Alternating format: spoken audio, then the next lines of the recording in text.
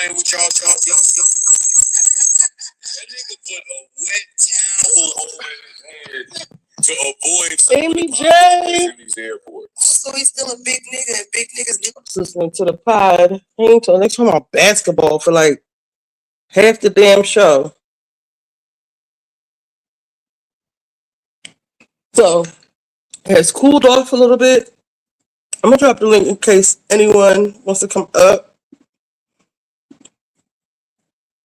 Can y'all pin stuff as admins? Cause I gotta open up YouTube and stuff to do it. Oh shit, I'm on 36%. How did that happen? Lexi Lane. So we gotta dig up these. I was at Home Depot earlier, and I was in there for something else, and I was like, "Don't." Talking to the girl, I'm like, "Don't y'all still have a 1-year policy for your plant?" She was like, "No," and I was like, "Yes, you do." And she was like, "Well, it's only for certain plants." So I was like, "All right." I looked on the website. It's only 90 days for house plants now, which is bullshit. Let me check Lowe's, because I will not be fucking with Home Depot like that. 90 days. Lowe's plant return policy. 90 days.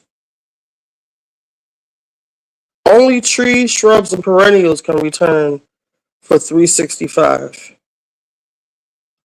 Oh, they didn't stop that year stuff. It's only 90 days. Cause you got people like my friend Bilal. He be pushing it.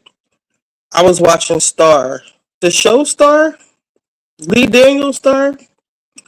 I was watching this show on Apple TV. The last thing he said to me, it was all right. One day I don't know how I saw this, but I saw, what's Ben Affleck's wife name? Jennifer Gardner, and this teenager with blonde hair keep getting smart, but it was these men chasing them, and she had the shit all set up, how they switch cars. She had another car in a storage container. She had like $500,000 in the duffel. I said, "Oh shit, what's this?" And then Sir Jamie from Game of Thrones is on there. I said, "Oh shit, what's this?" I started from the beginning. It's alright. It's slow. That's why I hate series on Netflix. Like, get to the point. I remember what this could really be a movie. The whole thing is it comes on, and Jennifer Gardner and I forget, I can't remember nobody's names. Sir Jamie, they all in love, and he has a teenage daughter, and Jennifer Gardner is the stepmom, and the teenage girl just keep getting the fuck smart. Then he gets a phone call, and she like, "I'm ready to go to school. Like, come on." I guess she don't like her stepmom. Oh, Star Reports, child. What is he talking about today? I love Star. People hate Star. I love Star. But anyway, he leaves, and then he don't come back. Then all of a sudden, where he works gets raided, something like some Enron shit. But come to find out, he's involved, but he can't come around, but he's around, but he's not around. People come and start looking for him. And then Jennifer Gardner and the girl, they don't know shit. So they start snooping around and go back to his old town and find out that her mom was daughter of the mob boss, and he can't come around because Jamie done snitched on everybody. And other his opponents, they trying to get him. They still want wreck. Or his son do, and then Jamie he's watching, like he's watching them, but from afar, but they don't know, and just all this shit is going on, but it's dragging. It's 2 seasons. Like, come on, we know you're going to get the people in the end. Blah blah blah blah. I didn't have the plans back with me. I was there for something else, but I asked the girl. Because I was looking, because once I get the dead ones out, I'm not going to pull all of them out. I thought that these are outdoor plants, but direct sunlight, they don't like direct sunlight. So that's probably the problem. So I was looking for something that I can put over it, like a centerpiece that will give it some shade. So I was thinking about, let me see. What to say? Tigger drama. Do we really care about Tigger? I mean, I came out and apologized, said he never abused his wife. First of all, he said he ain't even know that girl like that. But it's a picture of you sitting between her legs, rubbing her pregnant belly, Tiger, Tigger, whatever your name is. So, and he looks a little mean in one of the pictures I saw. You don't like light skins because they be mean. You know, I feel like this, and this might sound stupid. I feel like dark skinned men get it so bad in the world by like society, by black people, white people. Oh, you so dark. Oh, you black. Oh, that shit. Like they got the weight of the world on them. But the light skinned niggas, they still got kind of like that same anger, but they have like privilege, but they still angry, or they want to like prove themselves to be tough. And it's always, and then they got that soft side of them too. It's just a weird energy that I cannot take with them. So he's giving me that. Like he want to be tough because he's black, but he's really a pussy. All right, so I asked ChatGPT about they call caladiums, the ones I got in the front. It said it don't like shade. I mean, sun, direct sun, and the sun is like where they at around 2 o'clock. That's the hottest sun. So I was thinking about. So I need to replant these. These are tropical plants. You see how big it is, but it might be too big to because the this might go up in the air too high. It's not going to get an effect that I want.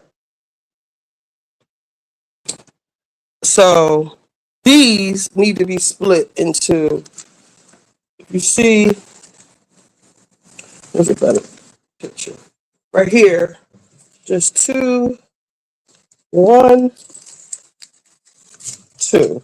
So I can split them into two separate pots. This one right here, which is drooping because it was furthest away from the window. But this one is right near the window. This one loves sunlight and it's standing upright. And I could put one in each pot. But I'm thinking this might be too long, too big to put out there. And then, what if it gets destroyed? I had this plant for a long time. I don't want to lose this plant. I love these two plants. But I think this would look dope outside. It is a tropical plant. It would probably love all that sun. So we're gonna see. I'm gonna see what it looks like um, when I dig the dead plants out. I'm gonna see what it looks like. Do I even need to do all of that? Put something. I'm gonna ask you. See if you look. How do you house a tropical plant?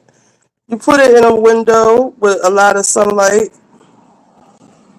See, the plants out there, they don't really go up that high. So it might look weird. Why can't I zoom in? It might look weird. It might look weird. I might have to buy something. I don't want to buy anything else. I have so many plants. And they kind of have like the same kind of leaf, that big leaf. So we'll see. We'll see. We'll see. We'll see. We'll see. Hey, C. Patterson. All right, so let's get started because the sun get ready to go down. It's been a heat wave all week. I've been putting this off all week. I bought them about like a month ago. So I should be good.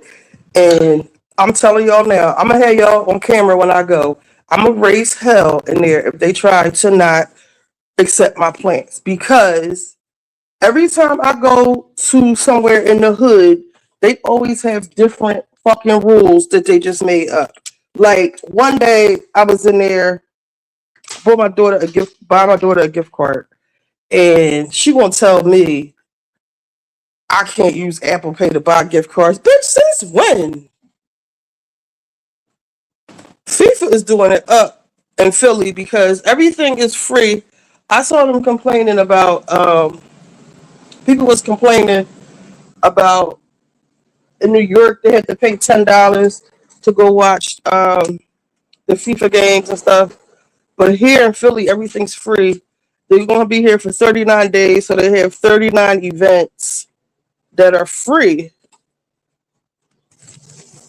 because we are also having our 250th anniversary celebration. So it's like a lot of stuff going on in Philly for that because this is the birthplace of the mother Constitution, bitch. Hold on, let me get this. These are the Home Depot pots. That's why you got always save your pots. You get your plants. And remember, there's no more year policy. It's 90 days. Niggas will ruin stuff. My friend Bilal, he would wait like 364 days to bring his plants back. He would just let them die on purpose and just keep getting new plants. Because he don't know shit about plants. But he would get like the expensive ones. Because he got a house in Georgia. And Bilal be wanting to talk me to death. I be feeling bad because I be ignoring his calls, but you ever get somebody who call you and just want to sit on the phone and don't say shit? You can't monopolize my time like that. And then people swear I don't be doing shit because I don't have a technical job. Mind your business. Even if I'm doom scrolling, I'm fucking busy. Like I can't hear my thing if I'm on the phone with you. All right, so what do we need to do first? Is there anything we could go over hot topics? I don't want the sun to go down. Anything else happen? It seems like everybody's behaving. Is it because it's summer? Ain't nothing going on. Nothing that I care about. And I feel like I'm getting older. But Amy, you be talking like he will sit on the phone and not say shit, or I'll answer the phone and I'll be like, "Hello." He'll just start going, "Well, child, I went and got something to the vegan place, and I need the sausage from here." And like, bro, you didn't even ask me what I was doing. Like, just what you called me 4 times for. But I'm getting old. I'm trying to stop being so mean. But I feel like I'm being mean. Like, never forget the way Bilal acted when I spent like $5,000 to $6,000 going. He dragged me to Vegas. Like, he's always begging me to come down Atlanta. And at the time, I had just got a $15,000 settlement. So I feel like part of him was intent on me spending my fucking money. It was a couple bitches around me like that. I got them right up out of here too. Um, the former stripper. Well, she wasn't a stripper. She said I was a straight up hoe, which means hooker. Her that used to drive Uber. She told me I could sell feet pics. She does webcam and stuff now. But we fell out. I think I told y'all about that.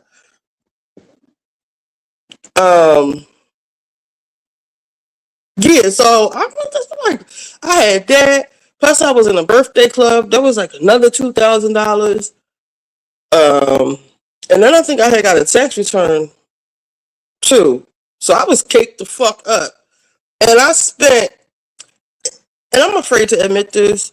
This was like my first vacation I went on by myself. Like I flew by myself somewhere and I just met them down there. Like I'm always either with my family or, when I had somebody, you know, I never went anywhere by myself. This was the first time you going somewhere, book paying for all my shit. I don't pay. That sounds so terrible, don't it?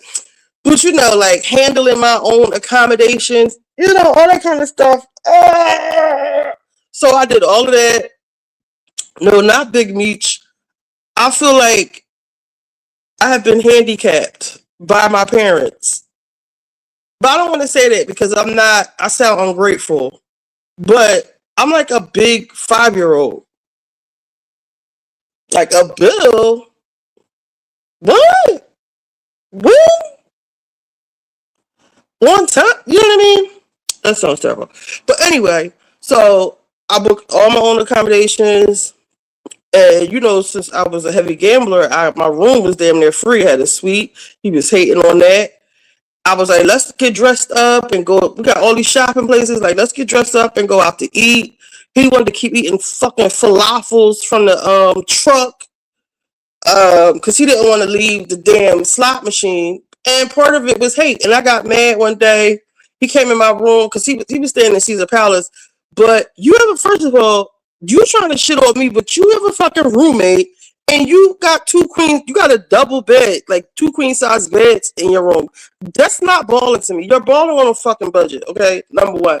Number two is in Caesar's Palace, which to me is like the best carnival cruise. You know, that's not like the top of the top. You would have thought the way he was talking about Caesar Palace, it was like the Cosmopolitan or Atrium Maloof Casino is so tacky. Whatever, like a nice casino. You keep talking about some Caesar's Palace. I stayed at the MGM because they got the Borgata in Atlantic City. I like to gamble there. I had a suite. No, I actually switched to suites. Oh my god, I went into the MGM. And I'm claustrophobic, and the whole room was painted red, like all the walls, and it was a weird room. It didn't have like you couldn't the window. You really couldn't see shit. The room was kind of small. I'm used to suites in Atlantic City. The room was small and the walls were red. I immediately went downstairs and was like, I can't breathe in here. I'm sorry. This is giving me panic attacks. I don't know. Why would y'all paint these walls red like this? I can't even know. So they put me in another room, but it was some like eco-friendly shit and the mattress was weird. It was like some bamboo type weird shit. It was supposed to be like, you know, but no. Can I just have so I left there and I ended up at across the street from him. He was at Caesars. I must have been at I don't know where I was. Maybe Bally's. Cause by this time, like I'm scrambling for rooms. They didn't already took like they got like these bitches put like 800 like a crazy ass hole on my card. So I'm getting another room. So when I did call Caesars, they gave me the room for like $20 a night, and it was a suite. But it was at Bally's, but it was still a fucking suite. Bally's ain't shit, by the way. Bally's, Caesars on Bally's, Harris is like fucking Kensington. In Atlantic City, the Showboat, of course, Caesar's Palace, and it's like a conglomerate of those I think Bally's is a part of it, and the Link is a part of it. Don't ever stay at the Link. Your phone will not work in the Link, Vegas, unless you got Verizon. He came in my room with one of his fucking falafels, and he kept trying to make me pay for his food, and he was just dropping lettuce and rice and shit all on my floor, trying to be smart. I'm like, yo, like, don't do that. Oh, they got maids for that, bitch. Pick this shit up. So he start kicking the food up under the table, and it's lettuce and rice, so it's just getting smushed into the floor. I just put him out my room.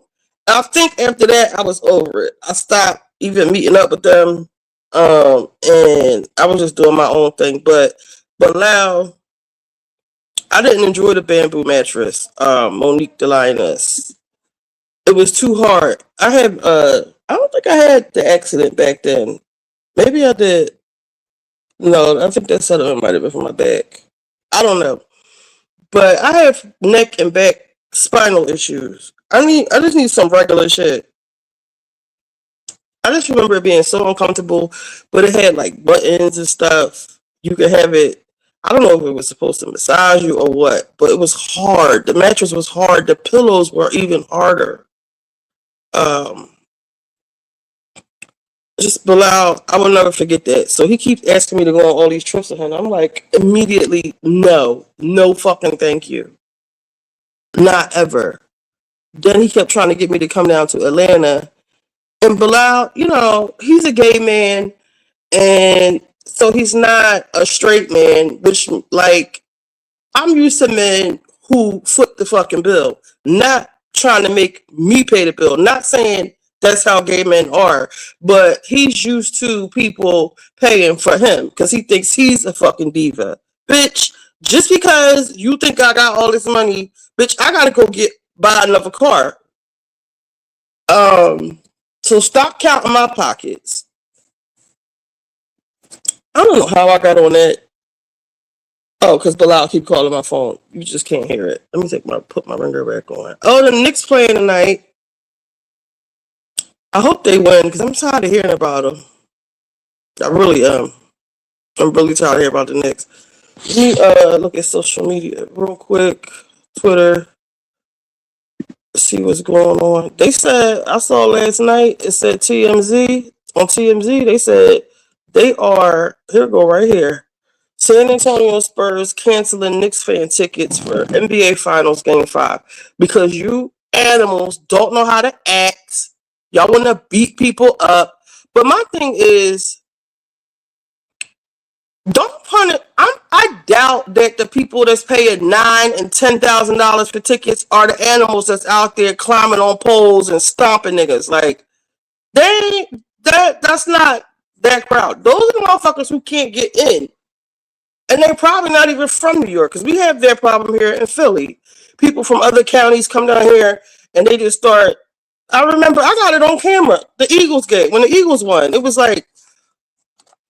We're on Broad Street, mind you, and the boy talking about, you know where Broad Street is? And they was just drinking liquor, just throwing the bottles around. Oh, this is our fucking neighborhood. We're not tearing up our shit. He said, you know where I can get some weed? I said, why you ask me that? Because I'm black. And I was like, how fucking old are you? He was like, I'm legal. I said, well, how old are you? 19. You don't need no fucking weed. Get out of here. But I don't think this is fair. I don't care about soccer either. I'm tired of hearing about FIFA. Tickets canceled unless you're from Texas. That's not. I would sue the shit out of them. I will find a way to sue them. The Spurs say their ticket policy is nothing new and has been the way the entire playoffs. The 150-mile radius restriction. What kind of shit is this? Oh, I hope they lose for real. 150-mile radius restriction introduced during the playoffs remains in place throughout the NBA Finals. This allows us to continue prioritizing local fans across. Why? Because New York was buying out all the tickets. Suddenly, there's a no city slickers rule in place for Game 5. They're yanking tickets away from Knicks fans hoping to watch it. How would y'all even know where the people live? Y'all really, I guess AI maybe? Important info. Frost Bank Center is located. Sales at this event will be restricted. I would just get a mailbox rent a mailbox real quick. Residency will based on credit card billing. Ain't that a bitch? Orders by residents outside. I would use a prepaid card.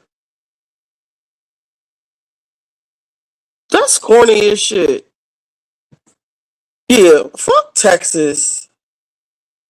The people that can't act are from the area. The Spurs are hating. Right, the people paying for tickets are the responsible people. They have credit cards. They have shit to lose. I promise you, the people outside that's doing all that shit don't have shit to lose. Not all of them, but most of them. Y'all just don't want that. Y'all know New York fans must get down like Philly fans because we will turn somebody else's stadium green. Kelly Green. So they must be doing the same thing with the Knicks. They did say it was cheaper. They said the Beyonce tickets is cheaper and the Jay-Z tickets, they said the Jay-Z tickets is like $200 in Paris or wherever he's playing overseas. Even if you're an out-of-towner who already has tickets, you're likely to get screwed too. I hope it's a whole bunch of empty seats tonight. Let's pay attention to that. Because this is class grade A fucking hating. And then do you get your hotel room back?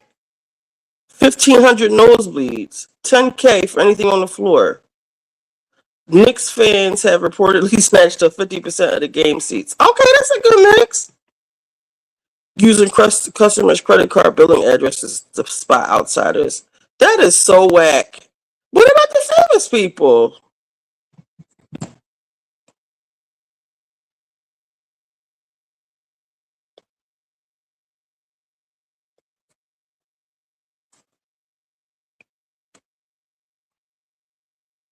That means they're salty. Their owner is salty. That is corny. That is really fucking corny. Yeah, they did throw egg. They threw an egg at him, but I'm against all of that shit. But I was with that because I saw what he did to one of the Knicks players. Yo, I'm supposed to be thinking these plants out. All right, let me say. You know I don't know shit about. You know I don't know nothing. None of the players' names on the Knicks. Okay, let me see. Egg thrown at Spurs player. You know I don't even know their names. Okay, so this is no, that's not him. That's the one they beat up. He was going into the hotel. This bitch. And they said he got somebody kicked out of a hotel too. But I'm gonna show you some shit that I saw that he did. I don't know if that's him. Yeah, that is him. Now that was hotel when fans were waiting on him, booing, yelling, and someone even launched an egg at him. Let's take a look. That's what the fuck he did. I'm not mad at that. Now that was low-key messed up, but good aim. The Knicks might be one. People are standing outside yelling. Good. I mean, that's what they do. So what's his name? Victor. Okay, so Victor.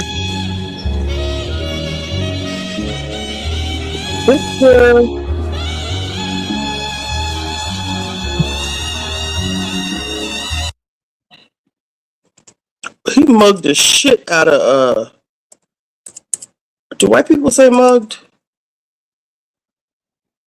Jalen Brunson, okay. Thank you, Amy. Do white people say mugged? Or is that a black word?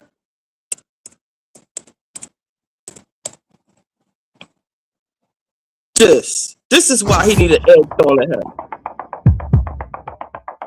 Like, what the fuck is that? You know what it is?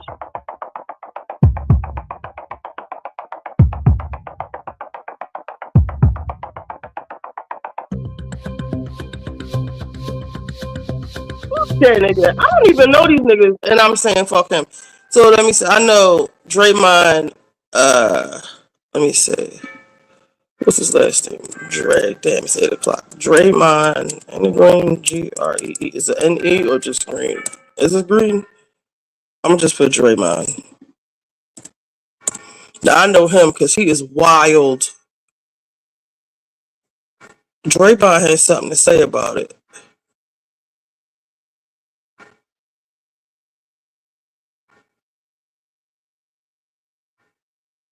Then he laughed at him. He said, "Let me see, Draymond. Is his last name Green? Remember Britney Spears got knocked upside the head? No, this guy Victor,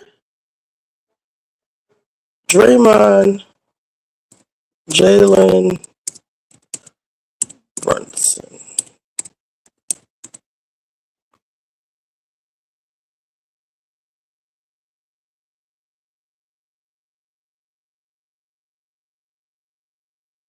He apologized for something, but he was like, "That would have never happened."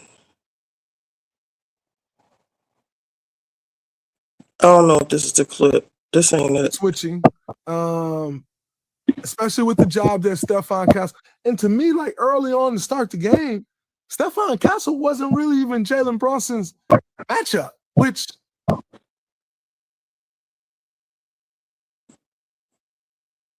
Is it this one?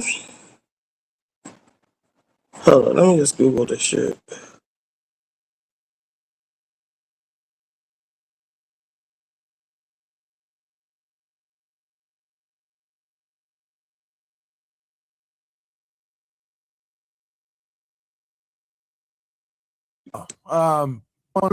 Jalen Brunson getting hurt in game one, Harrison Barnes fell into his knee, calling it a flop and a dirty play. Listen, there's been a lot of flopping. Was it a dirty play? Was it intentional? I'm not one to say, I don't know. Everyone always has their take on was this dirty, was this not, when you don't know someone's intention.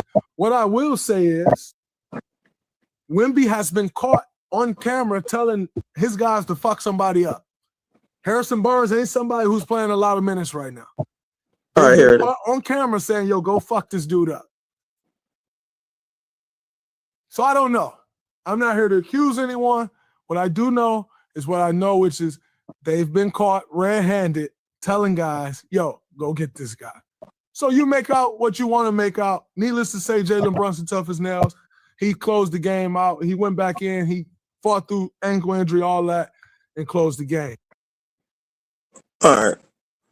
So it's on Instagram. Now, I turn this on and I see Armand Wiggins doing something. What is Y'all know this? I'm super extra and I had the creme brulee at the top, and y'all, this was a 10 out of 10. Did you know you can make a silky lemon creamy dessert using 3 ingredients? Wash your lemons, grab a knife and cut them out, and then begin to squeeze out all the lemon juice. Did you also know that the acid in lemon juice naturally thickens cream? This is lemon poussey. All you need is cream, sugar, and lemon juice. Lemon poussey can be set in the fridge without any baking That time. girl, And what? y'all know I'm super extra.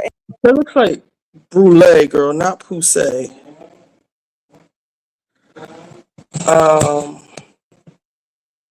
Saved.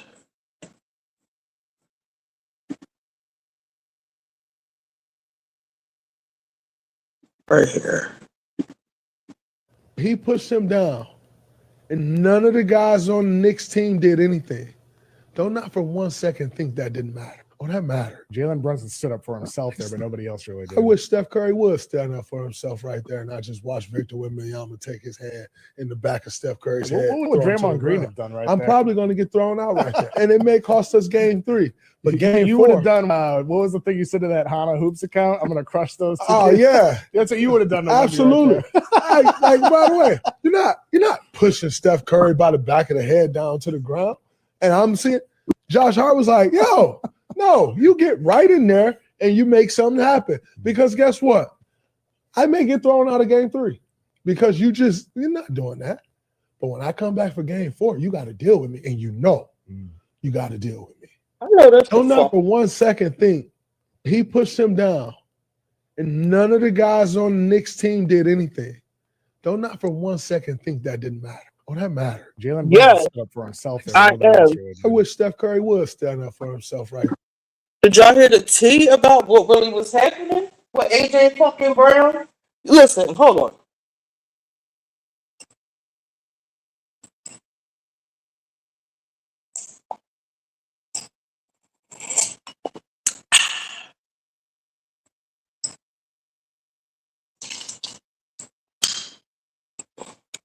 Did y'all hear the tea? They scared. They should be. He is crazy. I seen some clips of that nigga. I said, what's wrong with him? But I love it. I love the way he plays. I love it. So y'all want to hear the tea on AJ Brown?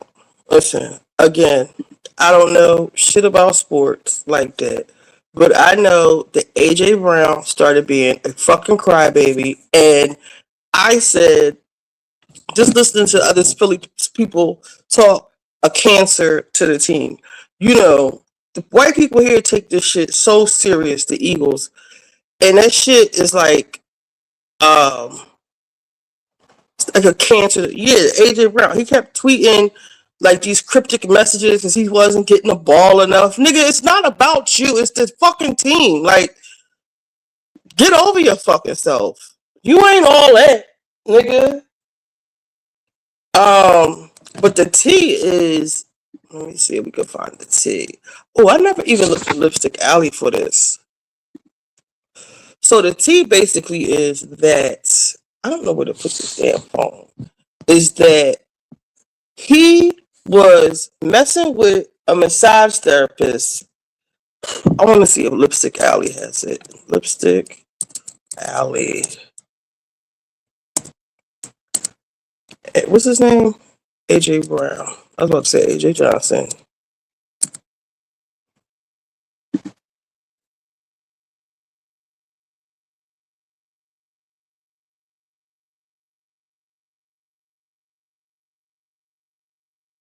Oh shit.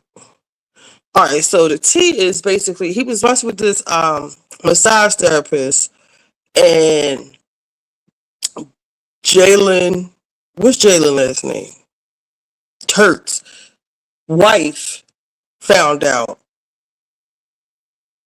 and I don't think she told the girl, but she told her husband Jalen, and Jalen didn't say shit to AJ Brown, but somebody else on the team was messing with her too. And that's what all those cryptic ass messages was about. First of all, he felt some type of way that Jalen didn't tell him. Now I don't know what his wife did. It sounded like to me the wife might have said some shit, because why you can't be that mad because he didn't say he mad because he didn't tell him that the other guy was messing with the bitch, which means he felt some type of way about this bitch. And he just got married like a few months ago, not even. So let's see what they're saying over here. So were any of you aware that this apparently is the real reason Jalen Hurts and AJ Brown aren't close friends anymore? So it was about pussy, non-football related shit, immature clown shit. Let's see. Earlier this year, I received a direct message from someone I trust on this app, according to the information. And this is supposed to be from a trusted Eagles. So apparently in the sports world, they have their own kind of like shade room situation. I follow this one girl, Hoops for Hotties. She breaks down all this stuff for the girls like me who don't know shit.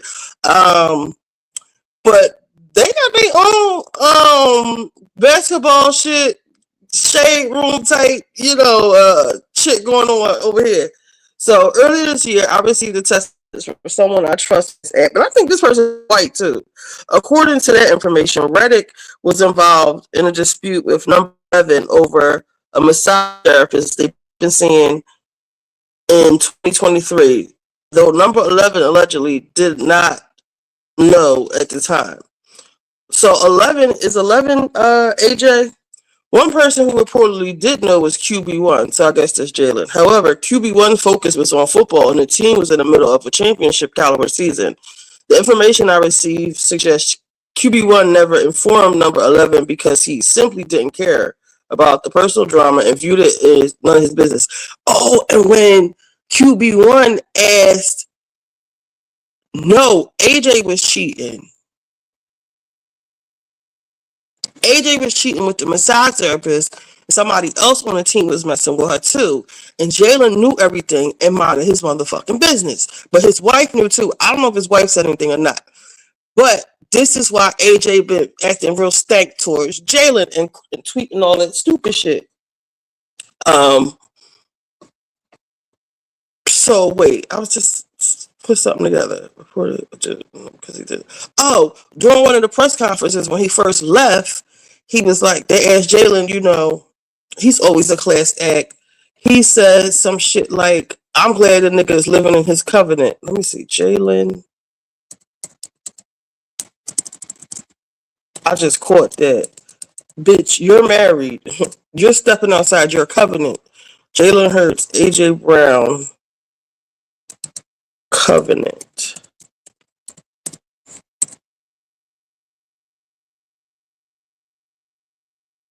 Oh, showing me where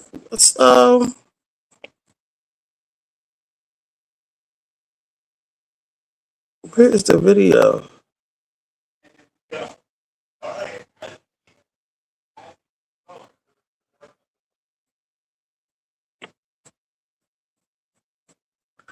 I can't find an interview. Oh, I forgot to put AJ Brown.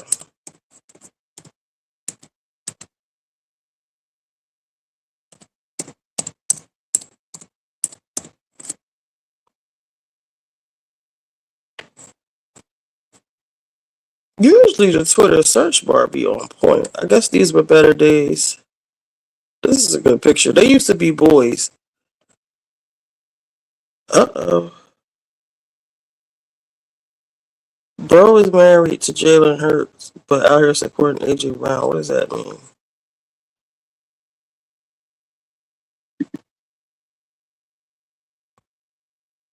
This girl is ugly.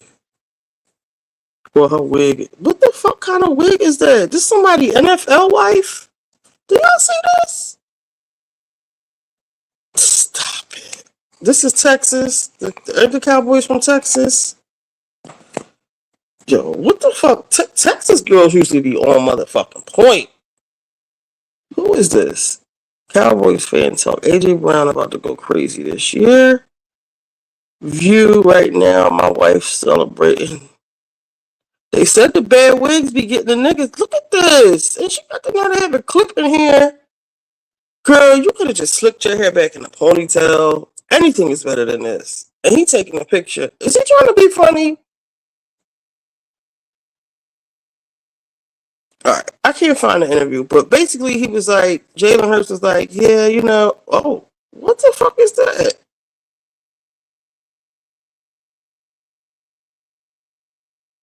That looked like somebody's ear.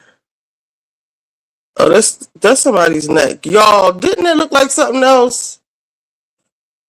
They play so much.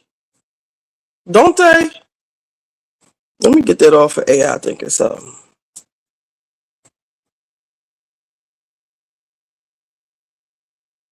Is this it?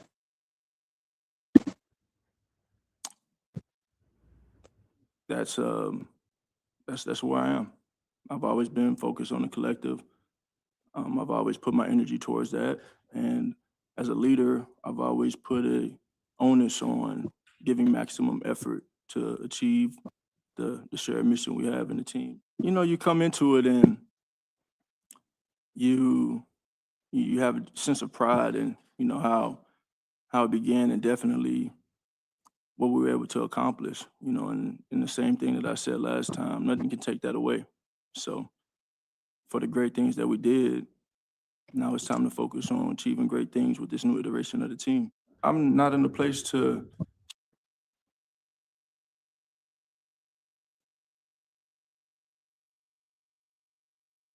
on anything.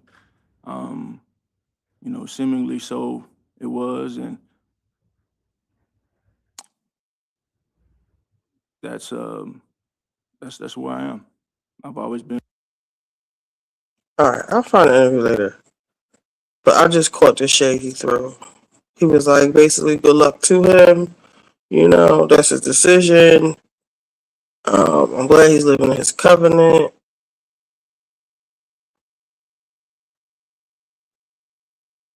Alright, back to Lipstick Alley real quick. Alright. The same source described number 11 as having a sense of blind loyalty that ultimately serves its own interest. The characterization was not wording, but a paraphrase of script. According to what I was told, the situation contributed to tension within the locker room during the 23 season. Reddick was then traded to the Jets in 24, but that reportedly was not enough to resolve the issue. Number 11 allegedly felt betrayed by how everything unfolded. The 24 season progressed. There were already signs of frustration. The belief from those sharing this information is that number 11 hoped his behavior would eventually force a trade. I could tell he was doing that shit. Hurts' wife cheating? Why do you think the girls are cheating? Eventually force a trade, but the financial implications made such a move unrealistic at the time. Eagles ultimately won the Super Bowl, yet the source claims the success was not enough to change how number 11 felt about the events that taken place. The lingering embarrassment and resentment reportedly. What are you embarrassed for? You have a woman. Information out. They must have been making fun of him in the locker room or something. Number 11 struggled to move past the situation and that dynamic. Okay. So, but he started doing nut shit. It's deeper than that too. Hassan Reddick and AJ Brown were seeing the same woman back in 2023, basically the same side chick. AJ Brown didn't know. I mean, it was to him, Jalen knew the entire time. AJ felt betrayed. And also, underlying reason why Hezzy really got traded. These guys, whatever. AJ so manipulative doing interviews, saying his teammates had porn addiction. Meanwhile, he was the one sleeping with massage therapist. They say he was like throwing games and stuff, dropping balls. There's apparently a bit more. The wives were really close, and Bree apparently talked with AJ's girlfriend and encouraged her to leave AJ, which she did. So then AJ started popping off at Bree. Oh no, he didn't. Of course, Jalen stepped in. AJ then got his girlfriend back together and then started beefing with Jalen and Bree. That's allegedly why neither couple was at the other's wedding. Oh, damn. I believe that. Kelsey is a bird. So who's Kelsey? Who's Kelsey? Kelsey is a bird. AJ is a dumbass. Imagine ruining a potential NFL dynasty as well as your decade friendship with Jalen over a side chick. I can see if we were talking about the wife. We're talking about a side chick. You can't really make this up. I see Brandon Graham liked the initial post, so there must be truth to it. It's sad.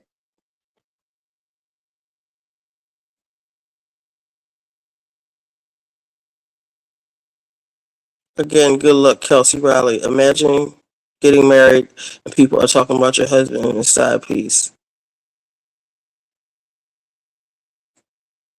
I want to see the girl. Is that wrong? Does anybody know who she is? Y'all usually be knowing. Y'all slipping. Yeah, I don't know. Kelsey's AJ's wife. Okay. They had a beautiful. That's probably why he married her, because she left. Oh shit, the phone about to die. You know, niggas ain't shit. And they're going to show you when you don't want them, that's when they want you. And don't they have a baby? Or a kid? But he ain't married, want to get married till she left his ass.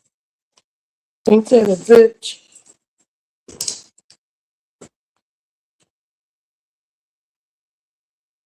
It's murder.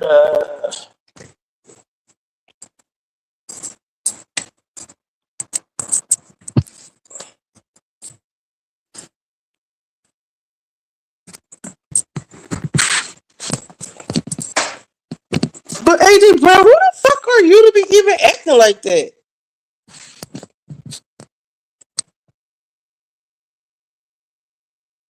Hey, Light and Soul, I don't think it was true. It looks like reported Hurts was cheating. Hurts on his wife. I don't know about cheating, but they have terrible chemistry in pics in the videos. Who? AJ and his wife? Hurts' wife's cheating? Let me see.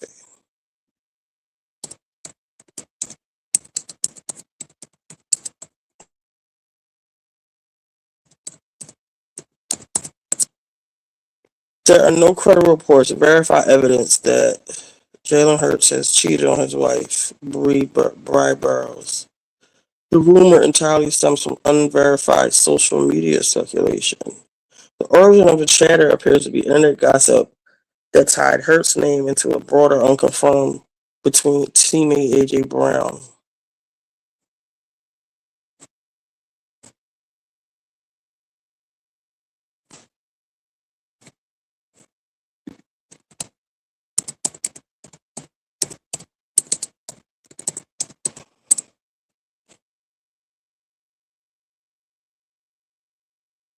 Ooh.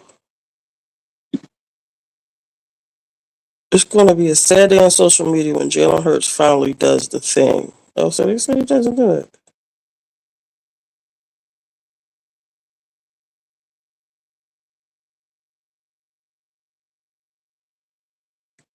No, they don't have him cheating. Alright, let's see. Jalen wife broke up with him. They got married. That seems to be how you get niggas to marry you. Apparently.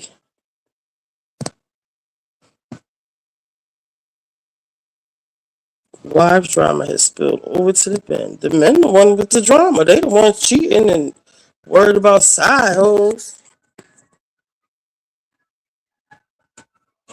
I wish the ice cream didn't hurt my stomach. I would get some. What can I put on real quick while I take this stuff outside? Is there anything I want to see that's safe? Oh, Pop Roast. Y'all watch Pop Roast? Austin Metcalf dad goes scorched earth on Cormorant. What else is new?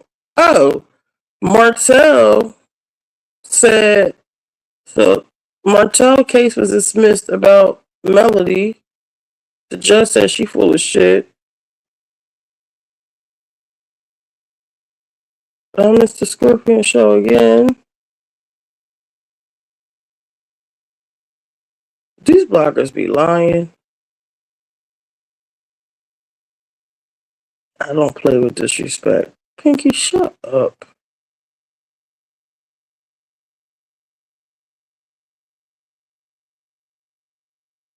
Dame, shut up. Tyra Banks sues Netflix. Was she manipulated or just damage control? Girl, we don't believe you. You need more people. Y'all want to hear Joe and them talk about Rick Ross flying commercial? That's the part I was on. Only people talk about basketball so far. This is Flowetry. They came back together for some shit.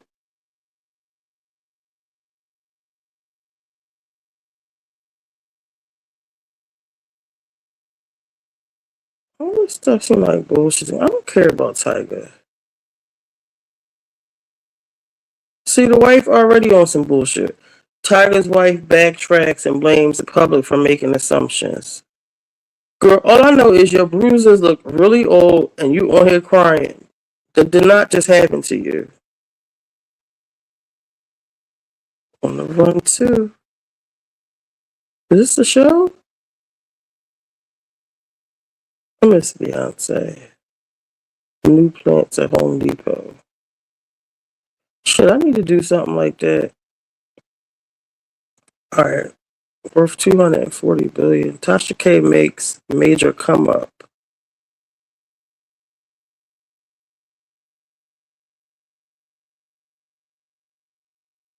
Oh, the Bravos did they finally did their recap. Let's listen to this. The Rick Ross story. I only heard the end of it.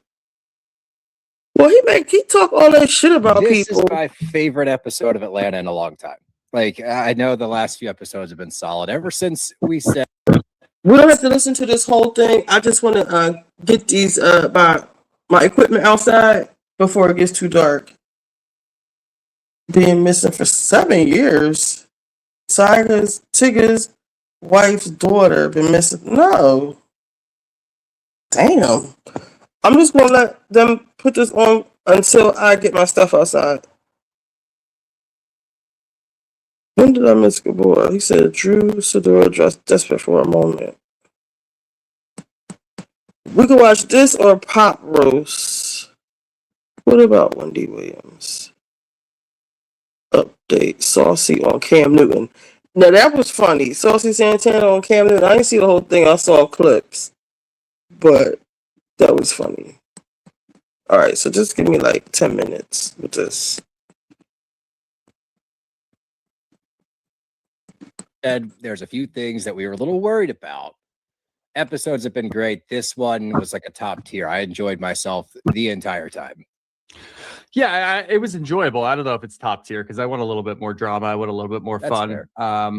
But this is better. I agree. I think the turning point, whether you guys like it or not, the turning point was us complaining about it. As soon as we complained, all of a sudden it was better. I'm just saying, you can thank us, blame us, whatever you want to do. Just mention us at some point.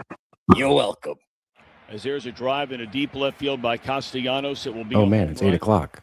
And so that'll make it a. I don't need the spotlight.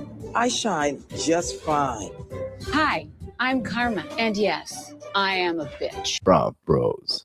Good afternoon, everybody. Welcome back to another episode of Brav Bros, your favorite podcast from the bros for everybody, for whoever wants to listen. I'm your co-host, Steele Russell, joined as always by the one and only Rich Homie Goots. What's up, dude? Oh man, you don't have to do that.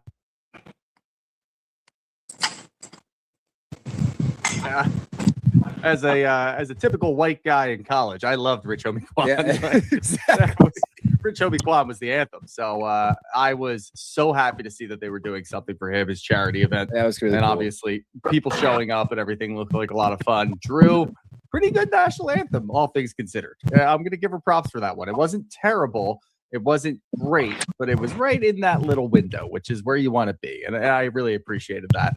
But yeah, the Rich Homie Quan shout out was unexpected, but a very pleasant surprise.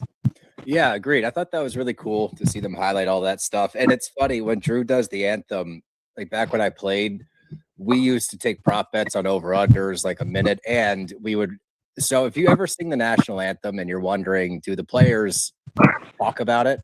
They are talking about you actively during the song. They are critiquing everything about it. Yeah. And we would always talk about like whoever walked up to the mic would be like, I don't know. But the biggest takeaway for us was we just wanted it to be done fast. Under 60 seconds was ideal for anthem. So keep that in mind if you're singing an anthem. Yeah, I wanted a little bit more from the charity event. I wanted to see what they were actually doing, not just Drew singing and then It kind of was a celebrity softball game. Yeah, I wanted to see some action. Give me some action. That's what I want. Agreed. But yeah, I mean, just a great episode because I feel like everyone's kind of settling in. We're starting to understand roles for some of the newbies. The group is vibing, even though we have some fractures in the group. It's not taking away from everything else. And we're just getting some really fun scenes. Like, I'm really enjoying Drew. Drew, this was one of my favorite Drew episodes ever. That shit was so fucking funny when she walks into the audition, like bigger than what's going on. By the way, like it seems like a legit show, at least from what I've gathered there. Like the Curry and the two bikes across the street are fighting. Look.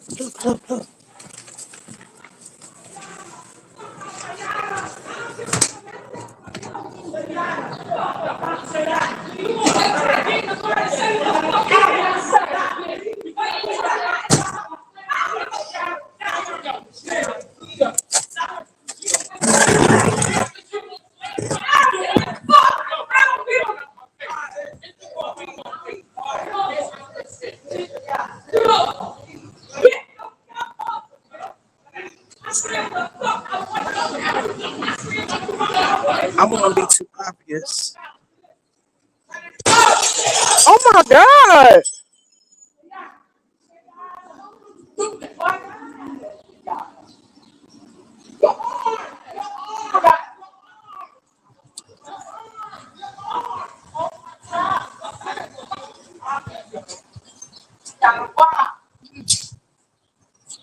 Mumbles, the man was looking for you. Your caseworker.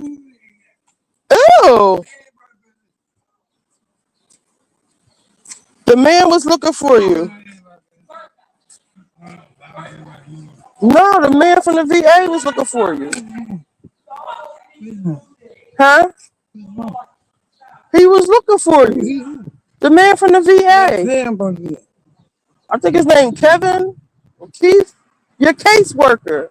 The one who in charge of your benefits. He said he gonna turn your fucking benefits off. Just the fuck he can. I know the fuck I know. He said he didn't know you. You can keep it the fuck moving for real. If you gonna be talking like that, yeah, you might as well keep it pushing. I'm trying to help you. Well, get the fuck away from me then. No. Bye. No. Bye.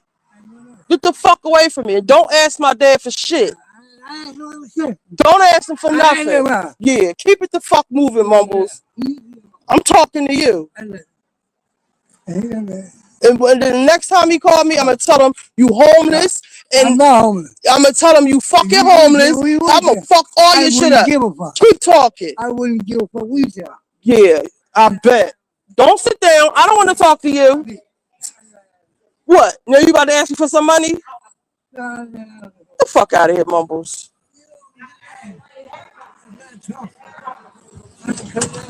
You look terrible.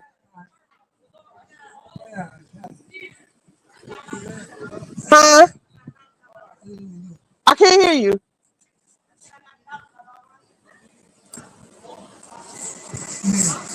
I'm about to go make sure she all right. Mumbles, go ahead some fucking with. I ain't fucking with you. Cause first of all, your attitude is terrible. I'm trying to tell you, the people called looking for you, and you snapping on me. Furthermore, I should be the one in charge of your shit any fucking way.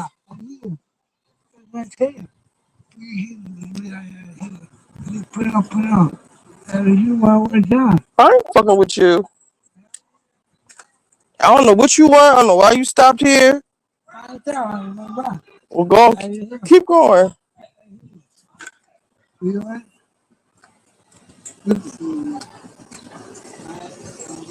Is that lady okay? Is she bleeding? something both. And look at all. She was. Yeah.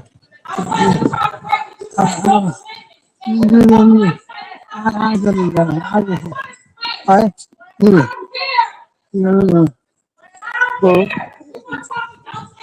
They was arguing when she got in the car. She said something to her. The girl, she got in the car, and the big one said something to her. And she was like, "What the fuck you say?"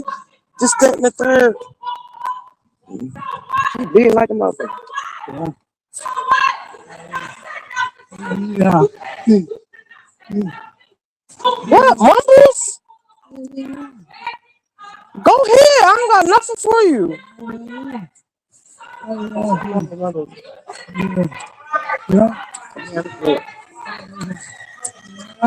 I'm gonna go. No, lay down there. You always getting the fuck smart with somebody. Yeah. I'm trying to tell him his caseworker called looking for him. He talking, "Oh, the fuck he didn't. This, that, and the third. He can't do nothing to me." I ain't giving no fuck about none of that. He told me he trying to see if he getting his money and stuff. Is he all right? The bitch he got getting his stuff obviously ain't doing right by him. He should have let me be his fucking caseworker. She got him looking crazy. Here she broke the glass. I'm the one that set the shit up for him. I was on that shit at lunch a while ago when Mr. Eichen was over there. I had to expedite it and everything, and he let somebody else do it. All you gotta do is wait. He's so You know what you got? They go on you right. Get a power of attorney over. I should. That's all you got. Can't nobody else do nothing. He can't do nothing. Mumbles, what you want me to tell this man? He ain't got enough.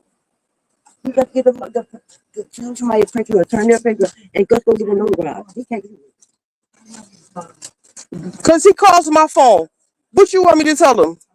You want me to tell him put me in charge of your stuff? Yeah, you should, Mama. Because whoever you got working with you now is not helping you. Then I'll start. What you got? Let me hold something. You got more money than me? Bubbles, you get way more money than me. You should not be asking nobody for nothing. You better watch your motherfucking tone. Tell him I need them. I need them curling. Yeah, she broke the door. She slammed the door and she hurt her arm. It is. Yeah, all up and down. Yeah, that one right there. I got a blow dry. I need to. Yeah. No, I got my stuff. Yeah, that's what you do. All right, we'll talk. Because he mumbles. Y'all don't hear him talk? Y'all want to hear him talk? Mumbles. What you want me to tell the man? Because he said he was going to call me back Monday. Huh?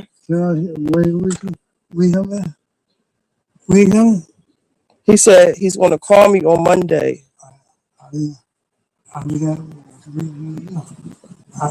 But if you're not here, what do you want me to tell him? Nothing. Yeah. He apparently don't know where you at. If he called on my phone, You didn't talk to him yesterday. He called me yesterday. How he talked to you yesterday? There's a lot going on this fucking block. When I went outside the first time, when the girl was getting in the car, the one now, this like the fourth or fifth girlfriend, the big dyke one. This like the fourth or fifth girl she done had over there. They said the first one died, and maybe the second one too. There's something going on in the house. The SWAT team was out there one day. You called me? Who called me? Mumbles, go ahead, please. I don't have nothing for you.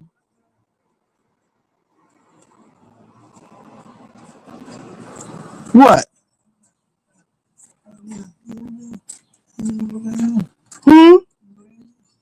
Like what? Do I have any hard? No. I don't do that. I ain't into that. What, you looking for something? Where Manzi at? Where Manzi at?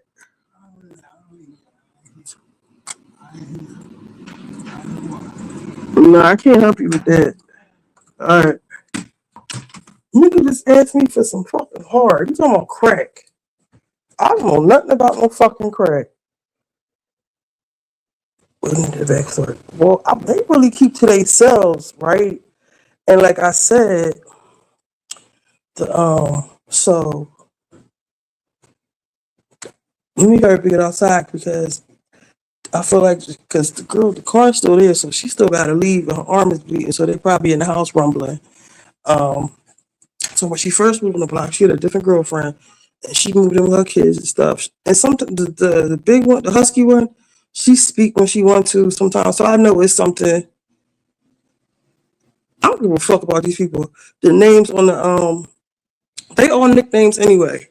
The names of, they said the first girl died. She had kids. I don't know what happened to the kids. I don't know if the kids over there are hers. But the husky one, the man, sometimes she speaks, sometimes she don't. So I already know it's something like a little mental right there. Well, whatever, there's something wrong with her. Cause like,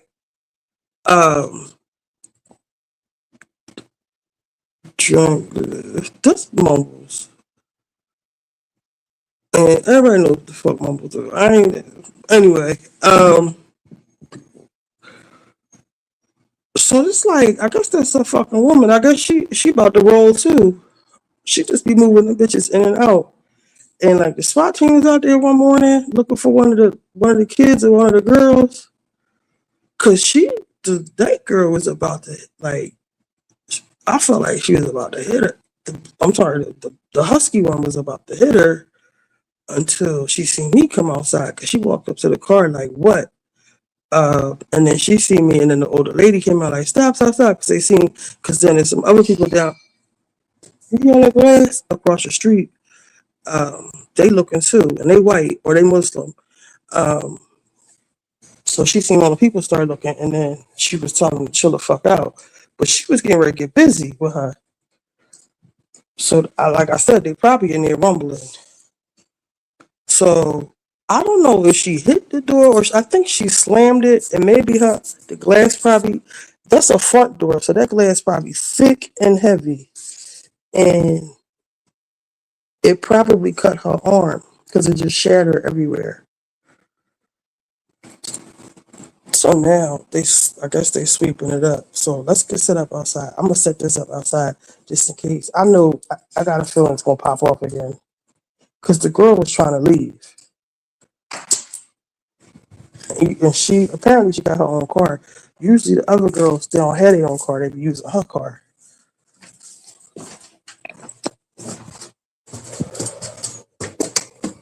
She might have got get some stitches because Mika said there's blood all on the pavement over there. All right, so I'm gonna put this right here just in case. Get my stuff out. Just gonna put this right here for a second. Yes, they do, especially the lesbians. All right, I'll be right back. Move with the computer. Ain't nobody hit nobody. She hit the door.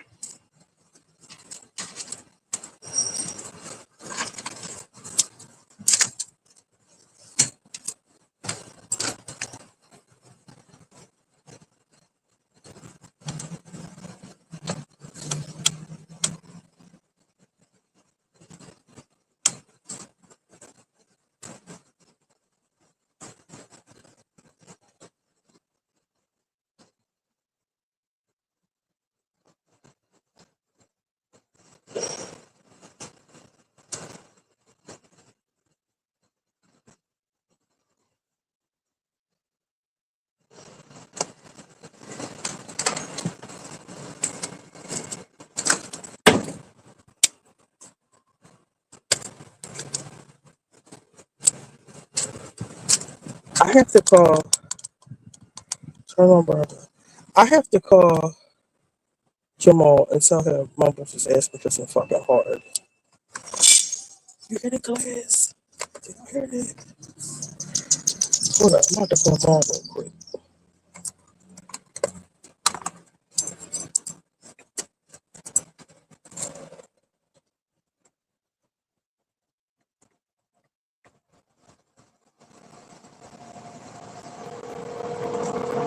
This ain't nothing. This block really used to be something.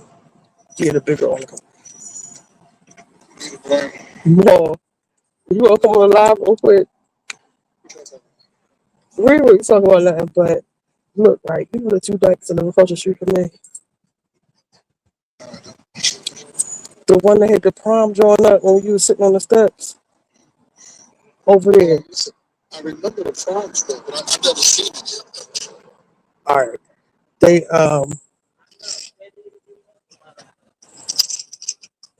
so they just had this big fight across the street, and the girl broke the doors, glass everywhere. Meanwhile, in the midst of all this shit, Mumbles walk up the street. I'm trying to tell him his VA caseworker looking for him, calling my phone. He started getting on with me. So I'm like, Mumbles, go fuck him, blah, blah, blah. So then after all that, I'm like, Mumbles, go ahead, leave. Like, I don't got nothing for you. Don't ask my dad for shit. No $5, $10, none of that shit. Go ahead. So then he gonna come back and ask me, do I got any hard?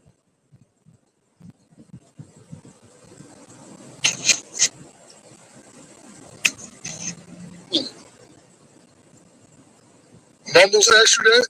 Yes.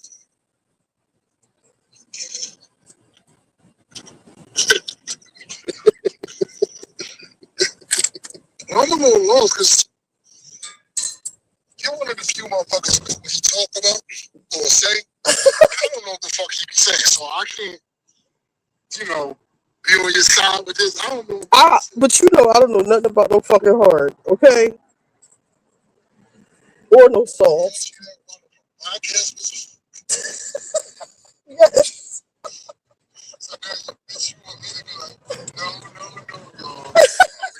No, I told him, I don't know nothing fucking about. I really don't. You can ask him about some other shit. I might be able to find you some. You know I don't deal with the hard or soft. Fucking Mumbles. I swear that last one saw that nigga. I'm like, Mumbles life expectancy, yo. If Mumbles can make it, I'm like, God, please humor me. How many years I got left? Because Mumbles has been on his last fucking Jesus Christ. Yeah, you know how they say Cicely Tyson always looked old. Mumbles been looking like he on his last leg, like for a long time. For like around 15 years. I thought it was 15 years. Yeah, motherfucking Mumbles. And I can't even realize. Like, Mumbles came later. By the time Mumbles came, They said, "What up, Mom? I'm sending you the link." Look, we having an awesome night already. Mom about to come up. All right, I sent you the link. All right.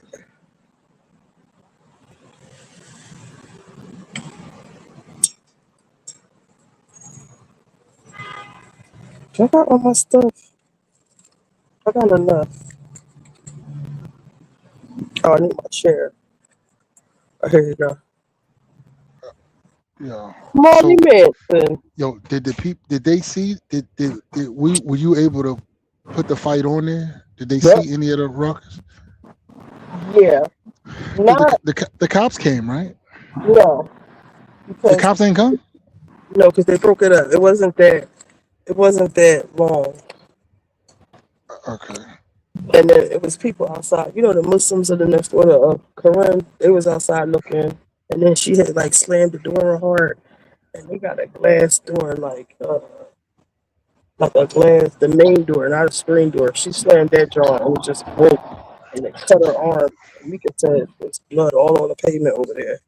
So listen, would they be at this time the I know you most gotta say ratchet something stupid. the most ratchet we got on the block? Are they the most ratchet right now? Yes, because I was telling them, Nita, at one like, time you were on the list. no, the fuck, I was not. No, I'm not saying you was number one, Nita, but you was. Nita. No, I wasn't.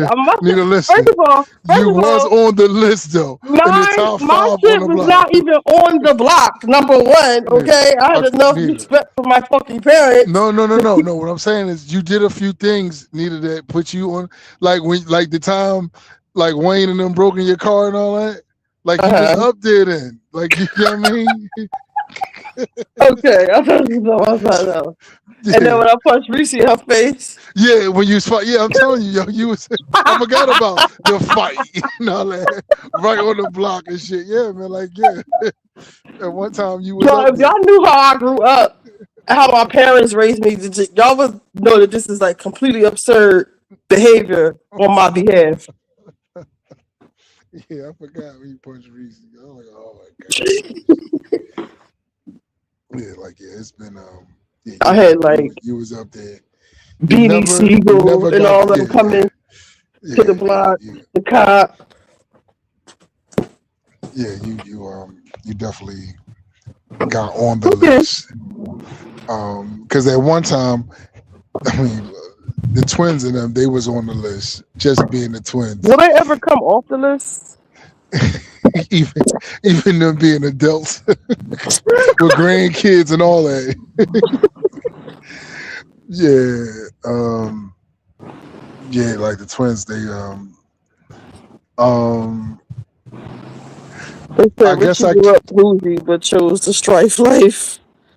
I guess Larry definitely. Yo, no, listen, and no, and I'm gonna keep it real. The Tom's family, like as a whole, they up there. They still on the list. Y'all, we had this neighbor named Larry. He infected the whole block with fleas. It was flea powder all outside on the ground. Like the health department had to come down here. Oh my God. Nita, I forgot about that. I did not. What the fuck? And this the funny part, right? The fleas went towards your house. It didn't go the other way. Ain't that a bitch? Yo, I was like, maybe because the alley separated it. I don't know. But like, yo, Larry, I remember that because I never knew that somebody with bed bugs and all that shit and fleas, that could affect more than one house like that. Well, maybe because towards your way, y'all already had, shit going on. They was like, we need some new, they got that up there. The fleas is like, they got that controlled up there. We don't go where they need some fleas. I believe, right? And I guess we wouldn't never know, but wasn't our house one of the best houses on the block? Yeah. Your house? In terms of what? Yeah. Compared to everybody else's house, like we had one of the best houses on the block. As far as like inside my mom's, like behaving or like the aesthetic. No, not behaving because we were bad. Not behaving, but I'm about to crack say. shit. Okay, OCP. Yeah, not my crack bullshit. Organized crime posse. But wait a minute, I'm gonna tell you, my house wasn't worse than Kenny and them house. That shit was crazy over there. Well, to be fair, I never came inside your house when we were younger, so I wouldn't know. Really? Yeah. Yeah, we had our house. My house was really nice. Yeah. Yeah, but we had like a family structured house. Like your house was a family structured house. We had structure. Like they didn't have structure across the street. Do they have any yet? Probably not, but it's different now because everybody grown now, but they didn't have structure like that back then. Yeah. Like you had to be there, guys. Yeah, you gotta be there. Like, basically I don't remember a table and chairs. Shut the fuck up, Mom. Yo, Yo, I'm just telling you what I don't remember. Like, you know what I mean? Been in there for, yeah, like that one room was never like. I'm like, well, and I never understood that. You don't remember a table and chairs. I don't. Bro, like You it know wasn't. what? You're right. And it still ain't one. It's just like a card table back there. Yo, crazy, yo. And I remember like, yo, All right, like, let's move on. Let's move on. Let's yeah. move on. But why did I put this over here? let's see. Let me see who we got in this joint, man. Amy, so Maul, you went bad too. Who started off bad? Yeah, I was bad. I'm better now. I used to be really bad because I had no dreams or hopes. I never dreamed of nothing. I just did. I just existed. I never had like a 5-year plan or wanted to be anything. I just did stuff. Like I never wanted to be nothing. I never heard nobody say that out loud. No, I'm serious. Like at the time, I was always good. So I just, I never had like dreams of being nothing, or I just thought that how we live at 15th Street, I just thought I thought that it would be forever. Like, you know what I mean? Yeah. But I had the most drama. Yeah, but you was when I had no dreams or hopes, you were doing very well for yourself, and it looked like you were on your way to super big things when I had no hope at all. I remember speaking to you about what your dreams was, and I think I started selling you. This is bad, but I started selling you weed or something like that. Yeah, I was giving you weed or something. Yep. Yeah. Y'all tried me out. I don't remember definitely it, did. but I'm gonna blame you. And I remember, I forgot what you were saying you was going to be. It was something like with A sports or some shit. newscaster. Yeah, and I don't know if I told you, no, you're not going to be that. It was something like, I don't know if I was encouraging or not. You was like, well, no, you're not. You can't do that. Definitely hating. I think I Or was. you I just were. wasn't. I wasn't. At that point in your life, I wasn't so encouraging. But then later on, I became encouraging. But at that time, when your life was on a beautiful path, Fuck you. no, what neither. Like, come on, it is what it is, yo. You So were you on a saying like beautiful it's on a path. bad path now? It just wasn't neither. You're talking about you have no children at the time. You know what I mean? You're about to graduate. You know what I mean? That was like neither. That was a beautiful time at that time. Had the whole world at your feet. So what you trying to say? I'm an old hag now without a No. husband? Amy J is saying Richie got with the wrong man. No, she did not. Yes, the fuck she did. Let me go back to him. At that time, he was on an even more beautiful, great path. At that time, he was. I never thought that it would end like that. But yo, listen, he was like neither. At one time, he was doing very, very well. Like you know what I mean? He knew he was. But and however, he was still in the streets. That's how he got arrested twice in school. He caught a mysterious illness, COVID like his senior year, because he kept running down the hood, You know full what, of the wrong people. Who knows what that nigga had Let me tell you, contracted back then? at that time, it was some mysterious illness type shit. This It really before was like COVID. Before COVID. Yeah, this nigga had like an illness, and I must say, I definitely can't guarantee it. But if Donnie did not get that mysterious illness, he may have somehow got to the NBA. Wouldn't have been a high draft choice, but he may have been drafted.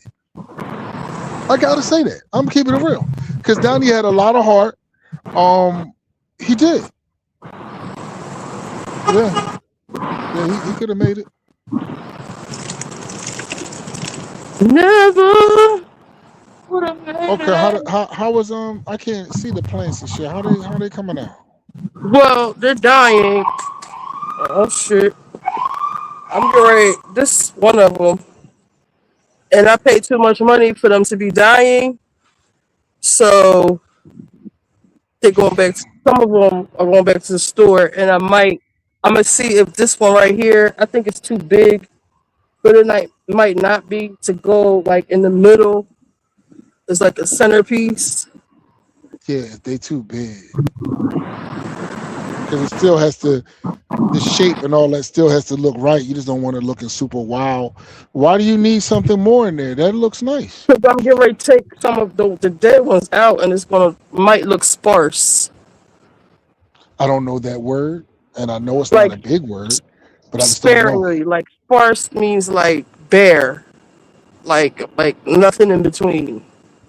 Like someone who's going balding, their hair is like sparse. Like I don't have hair, and a nigga never said, "Yo, your shit sparse." but you know, like when people start going bald, and you can see their scalp through their hair. Mm-hmm. Their hair is sparse.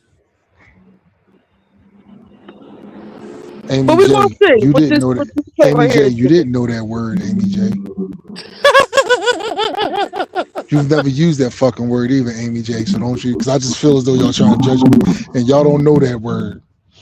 Spell it, Amy. The mysterious illness. I didn't see what Amy said. And I'm gonna tell you, I can tell there's been a whole lot of Donnie hating in here. Cause somebody in the chat gonna say, was this after he broke her arm? All this bullshit. Exactly. You know what I Hold mean? me the Because fuck it's down. two sides to every story. We No, don't know what's the other exactly side of what the happened. story where you break into my arm? Well, Speaking of which, just like I said with this Carmelo Anthony thing, right? You did kill somebody, Carmelo. That's the black ass bottom line. I don't give a fuck about who's white, who's black, who's but racist. didn't they attack him first though? I'm trying to, because I don't know too much about the case. They pushed one of them. He got pushed. Apparently, I don't really know. But if my daughter got killed at the track meet over a fight because they told your black ass to get out they tent and you said no, and they pushed you and you stabbed and killed him, I would be on trial too. That's number one. Number two, when they told you to get the fuck out their tent, why didn't you get out their tent? That's their tent. Get out their fucking tent. Now, you're Like, right get about out. that. What you trying to prove? So, right is right, wrong is wrong. He killed that boy. Black ass bottom line. Just like he broke my arm. Black ass bottom line. It don't matter what happened up before that. Well, it was not like a big medical exam. You were not there. Wait, what you just I said? was not there because I think it was sprained. Wait. And What you just said? was sprained. I don't know if it was broke. Spiral fucking fracture. Do you see this line in my arm? There's a plate. I don't know if you can see it right here. Right there. Yeah, I do see that. And 8 motherfucking screws going up my arm, holding it the fuck together. And Wait a minute. the doctor I never said if seen I that would have fell before. off the top of the Empire State Building, my arm wouldn't have broken like that because it is a spiral fracture, which means it was twisted and snapped. So I'm I think glad you forgave him. I love how y'all niggas stick together though. I really like that. Like your man Trump, right? You see what he did to the White House? What did he do? He set up. Let me just show you, because you gotta see it. Hey, yo, I wonder, can Trump reinvent himself? Because, yo, he just did everything. He's just a piece of shit on every level. So it's like, Trump is a piece of shit on so many levels that it just be crazy. Like some people just specialize in certain parts of being a piece of shit, but he just No, he can't reinvent himself. Like, how you gonna be a piece of shit towards women, gays, blacks? Just like, yo, who is his friends? He always been a piece of shit. And like just like the people of New York will tell you, he always been a piece of shit. Look at the I can't see it. This fucking guy, man. Like nothing he does surprises me. It's to the point where like you don't even be surprised no more. He did that shit down Madison Square Garden to be funny. Went there and fell the fuck to sleep and left during halftime. Look at the White House. He got a wrestling tent. No. You know that the fight is gonna be there. Have you? This is the fucking White House. Yeah, I know, but they Royal Palace. Yeah, Why is there a WWF tent outside the fucking White House? They You couldn't selling have it tickets and nowhere all of else? that. I don't know why he did that. Like I He's have trying no to be idea. smart, and it costs like $40 million. So many people could have kept their jobs. You know why? Because that's the UFC dude is his friend and all that shit. If Barack Obama would have had the BET Awards at the White House, that's just like to me that's what that's like. That's really racist though, Richie. Please don't do that. This is some white shit. This WWF, what up? UFC? What is this? No, blacks watch that too, but you just saying, yeah, that's like Barack Obama having a Source Awards. Yeah, like what if he would have had Jeezy performing at the White House? Fucking a Medea concert. That's some funny shit. Yeah, a Gucci Man concert. This is the fucking White House. A boxing match. This is a disgrace. Yeah, but It would never happen at the Royal Palace over at Buckingham Palace. Listen, one thing about that Trump boy, he let you know anything is possible when you a white man. Gee, yo, like, cause sometimes I just ready to give up being black. I'm like, fuck it, man. God, I'm thinking shit getting better. This shit getting worse. White people can do whatever the fuck they want. It ain't all white people. It's him. Like, you gotta have the audacity to do shit like this. You got to be a son of a billionaire, I think. You got to be son of a racist billionaire, yeah. Because he got a it's lot so of funny, like how the fuck Elon Musk, his father doing interviews on Vlad TV and all that. Like, I'm like, yo, what the fuck?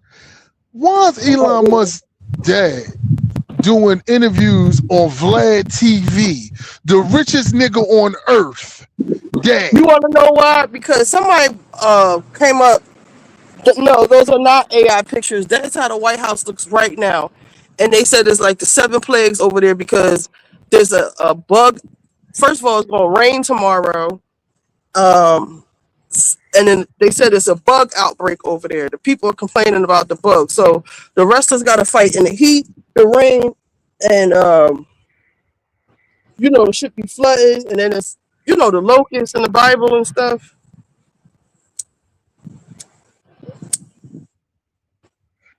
But back to Elon, somebody had ran down on Elon and was like, how come you don't do no interviews with the black podcasters? So maybe that was the answer. I'm just like, Dad, go hit up this nigga named DJ Vlad.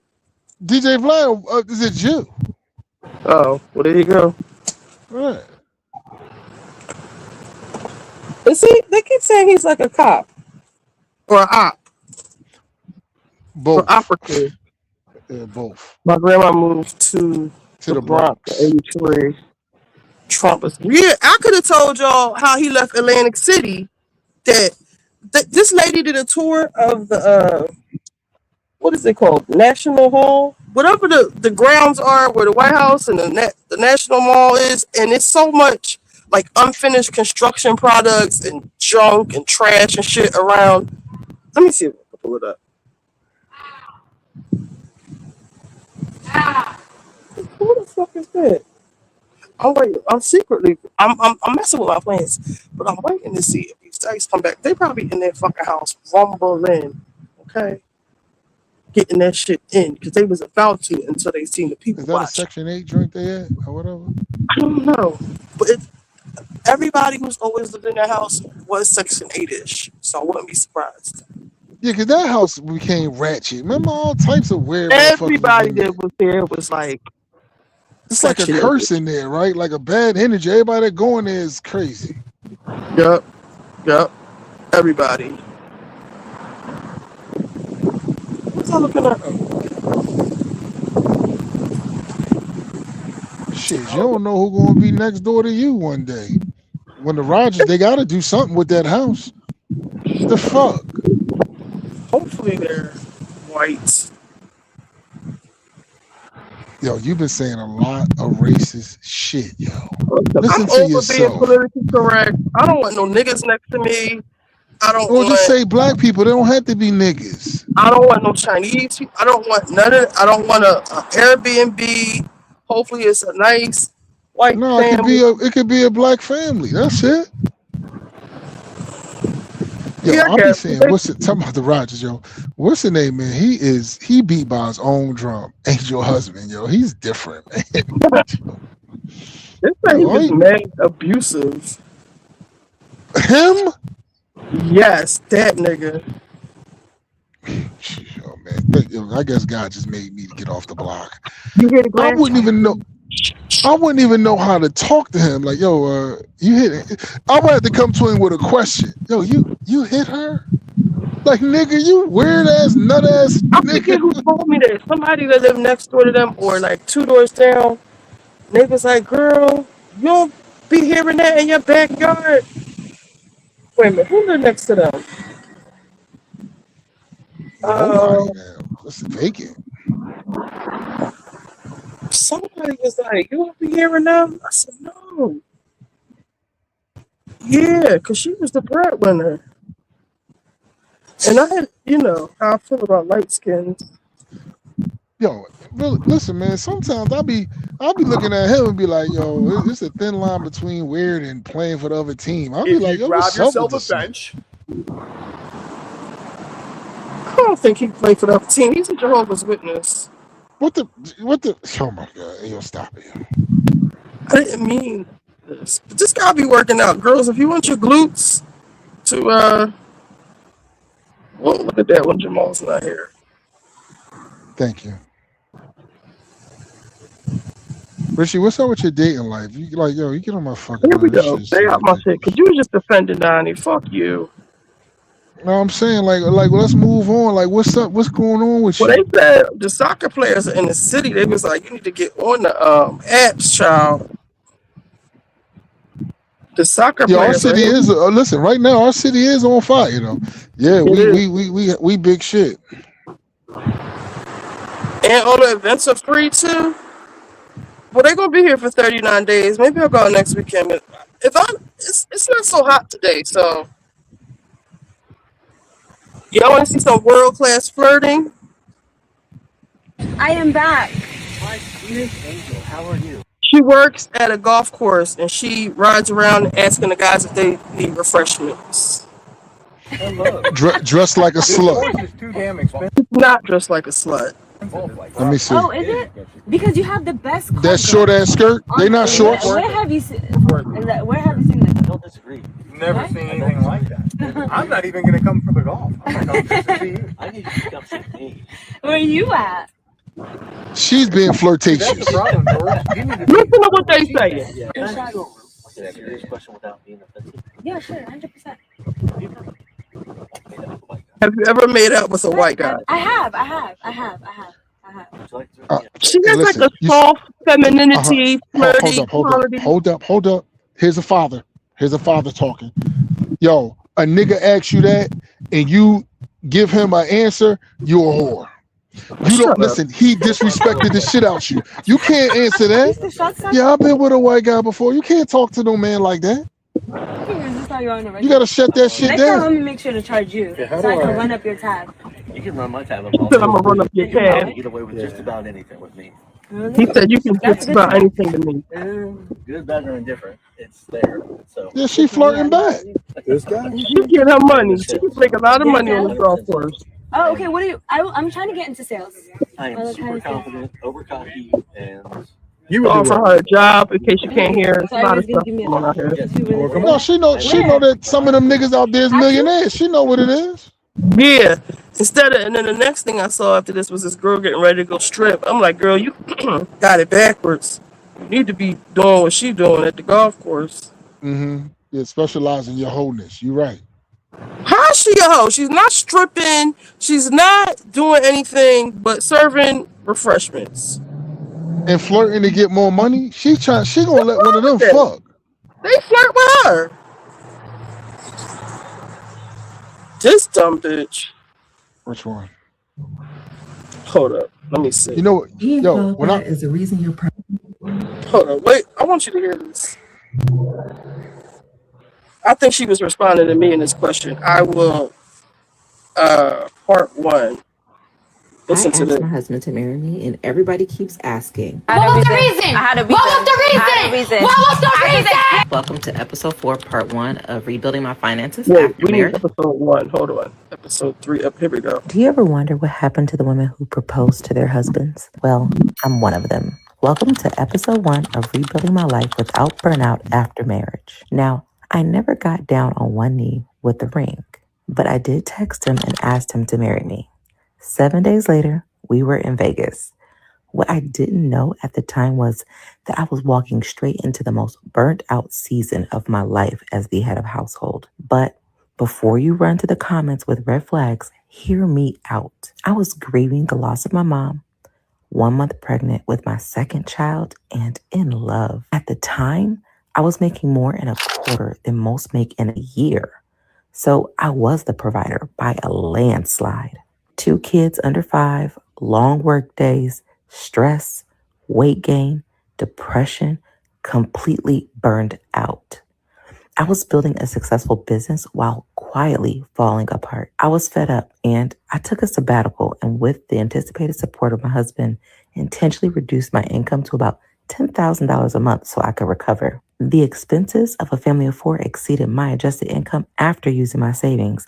I felt the stress and depression creep back, and after a few failed attempts, I saw a divorce after deciding I never want to be the head of a man's household again.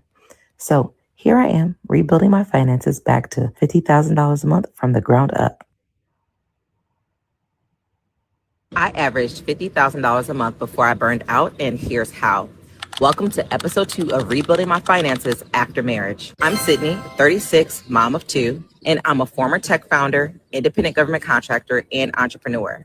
That was a mouthful, right? I sold source codes and white label digital products on marketplaces that already had traffic. I also was a fractional CTO for startups, and I helped them plan their B2B and exit strategy. This was the most burnt out project I had going on because I work with technical teams across the world, so a lot of different time zones. In 2023, I sold my AI startup to the platform that I built my software on, and I licensed it for $20,000 a month. This has since been expired. I get paid $7,500 a month as a government contractor in a paid fellowship where I teach small businesses how to fundraise capital. I also am a contractor for various organizations who offer technical assistance. This brings in an average about $10,000 a month, but I work across multiple organizations to make that total. As I rebuild my finances to $50,000 a month again, there's a few things I would do differently this time. Follow for episode 3. Yes, I proposed to my husband, bought his ring, bought his suit, paid for my dress, paid for my wedding ring, and then, girl, he asked me for a divorce. Welcome to episode 3 of Rebuilding My Finances Without the Burnout After Marriage. Now, he didn't verbally say that, but his actions did. I spent years trying to hold together a life I was financing almost entirely by myself. I was earning around $50,000 a month from home while raising my babies. He'd wake me up in the night to put the baby back to sleep. I would inherit my mother's car after she passed, and I let him drive it, and he wrecked it, an increase in insurance that I was paying for. Then came the house. He wanted a house for our family, so I used my cash, my credit, my income, and I bought one. But maintaining it became my responsibility too. The money, the repairs, the mental load, everything kept landing on my plate. So I ended a few of my contracts, reduced my income to $10,000, and I took a sabbatical. And that's when I learned that the burnout I was feeling wasn't about working too much, especially since I loved what I was doing. But it was about having a lifestyle that I didn't have the ability to rest or take a break from. So when people ask me why I decided to rebuild my finances after divorce or why I need to, it's not because I lost my husband or the divorce itself. It's because I wanted to take time to prioritize my mental and physical health. And when I woke up from that sabbatical, I decided that I only want to be responsible for me and my kids. Follow for episode 4. Yes, I proposed to my husband, bought his ring.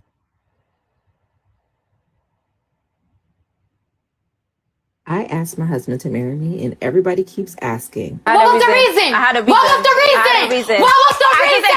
Welcome to episode 4, part 1 of Rebuilding My Finances After Marriage Without the Burnout. Before marriage, I was obsessed with building my business. I had raised nearly $500,000 for my business through grants and pitch competitions. My startup was generating around $20,000 a month. I had very little debt at the time. Then in 2021, I swiped right on Bumble. We dated, we traveled. 3 months later, we found out we were having a baby. That same weekend, my apartment caught fire. He asked me to move in. For 6 months, he paid every bill, took care of the home, and asked me for nothing. She had to clean it up because we was in the comments like, girl, you did what? Like grinding her up for, dropping links. So that's why she's saying he did all this, that, and the third. Hold on. Make sure I finish playing. And then I asked her, why didn't she hire a fucking nanny? She answered that question in part 5, I think. Eventually, I returned to Michigan. He stayed in Illinois. Financially, life was good. He had his own, I had mine, and now we had a baby. When maternity leave came, I went back to stay with him. He upgraded to a bigger place for us. Again, he handled everything. And if the story ended there, he would have been the head of household, and I'd probably be a kept woman. But my business was taking off. I had landed a 6-figure investment from Google. And because of me being able to pitch my company for funding, for contracts, and for partnerships, business was growing. I wanted to get back full time into building my business. So I offered him to retire.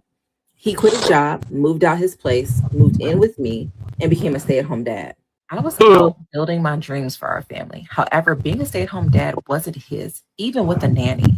I felt he needed reassurance that we were a team in the sacrifices we were making, and that marriage would give him motivation and encouragement now that he had the freedom to make his own lane with his passions to support us as well within our new lifestyle. And then I began earning around $50,000 a month.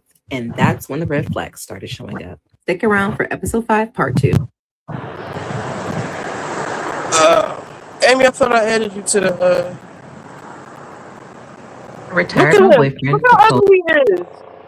Let's see how yes, Married him, and then I got pregnant again. Welcome back to episode 5, part 2 of Rebuilding My Finances Without the Burnout After Marriage. Did y'all see how ugly he was? I was pregnant with our second child. Let me refresh. Look how ugly he is. Look. He look like Mumbles. Yo, can you hear me? Yes. Hey, yo, listen, I'm not even hard on niggas, man, but this nigga here, like, oh my God, yo, this nigga looks crazy, yo. And he fumbled the fucking bag. Hey, yo, man. I wanted to come Oh my God. Story continue. Oh my God. She retired this nigga. Oh wait. And she said she was 36. How old is that nigga? That nigga look like that nigga's 62. She don't look like no fun chicken. $50K a month. Mika! Out the burnout after marriage.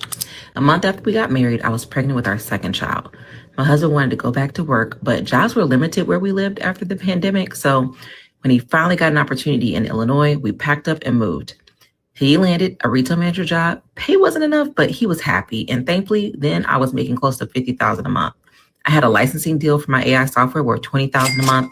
Worked as a fractional CTO for growing startups. That was about $8,000 and landed a government contract that only 75 people out of 14,000 were selected.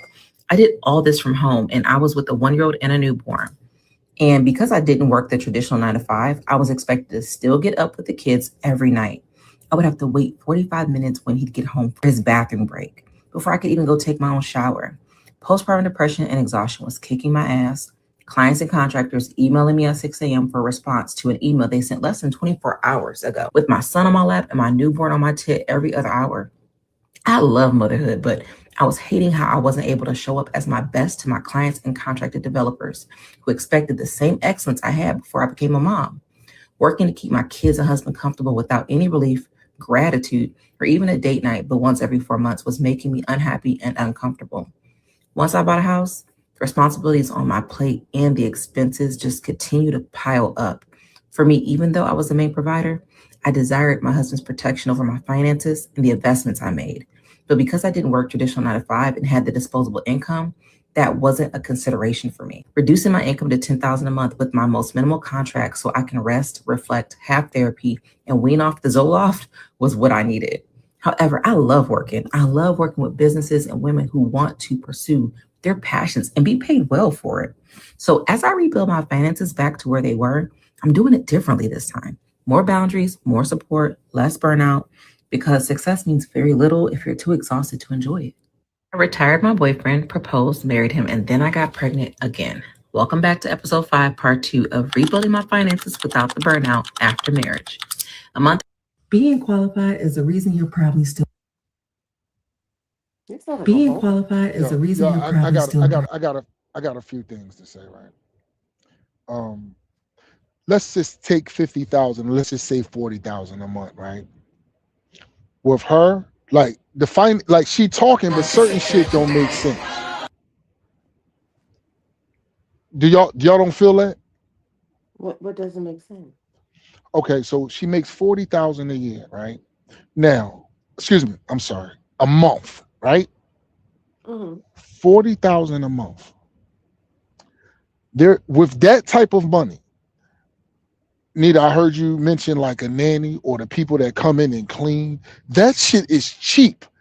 She talking about, yeah, we got a house. Is she doing all that with finances? Well, how much could the mortgage possibly be? In 1 month, she damn near pay for her mortgage for the year. So she talking about what all bills. Another thing, 40,000 a month. You want to talk about? You gave the car that you got from your mother to him. You make 40,000 a month. Like even if y'all had a car note, the car note couldn't have some stuff is just not adding up. Some stuff is just not adding up. Now, is he a clown for not making sure he the best stay-at-home dad possible? Yeah, I get that part, but like some stuff is just not the money that she's talking about. She was bringing in. That's just a whole lot of money. Here's one part, because I asked her these questions. I said, why didn't you get, let me see if it's up here. Wait, because I got my shit outside. Hold on. And you retired them and all that. Like, See a lot of comments and questions about hiring help. Although in a minute and 30 seconds, I'm trying to give you as much detail as possible in these reels. But I had a nanny when my son was young. I then had a live-in nanny when I had 2 kids. A house manager. I have and still have lawn services that come weekly, but it's like grass cutting. They don't do no hard landscaping. Then I use Home Aglow, which is a subscription house cleaning services. They come bi-weekly. I do have the team and people to help. I don't think this excuse why 2 adults in the household can't manage some of those things. But on top of that, I don't enjoy managing people.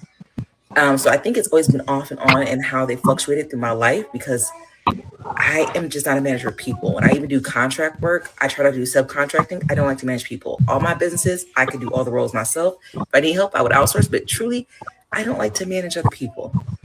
And when I had a team like landscape house cleaners and house managers, still getting a list of what I want to meal prep so that they can buy the groceries, still giving support for what needs to be clean and details need to be clean. We're going to do a deep clean or light clean or standard clean. Then I have to pre-clean. Y'all know what I mean? Before the cleaners come. It's like having to manage projects on top of managing my kids, managing my household, managing my work, managing my husband, whatever else I had to do. It still felt exhausting and unenjoyable for me. And I seemed like it was adding more on my plate because people needed to hear from me what you need from me so they could show up and do what they needed to do.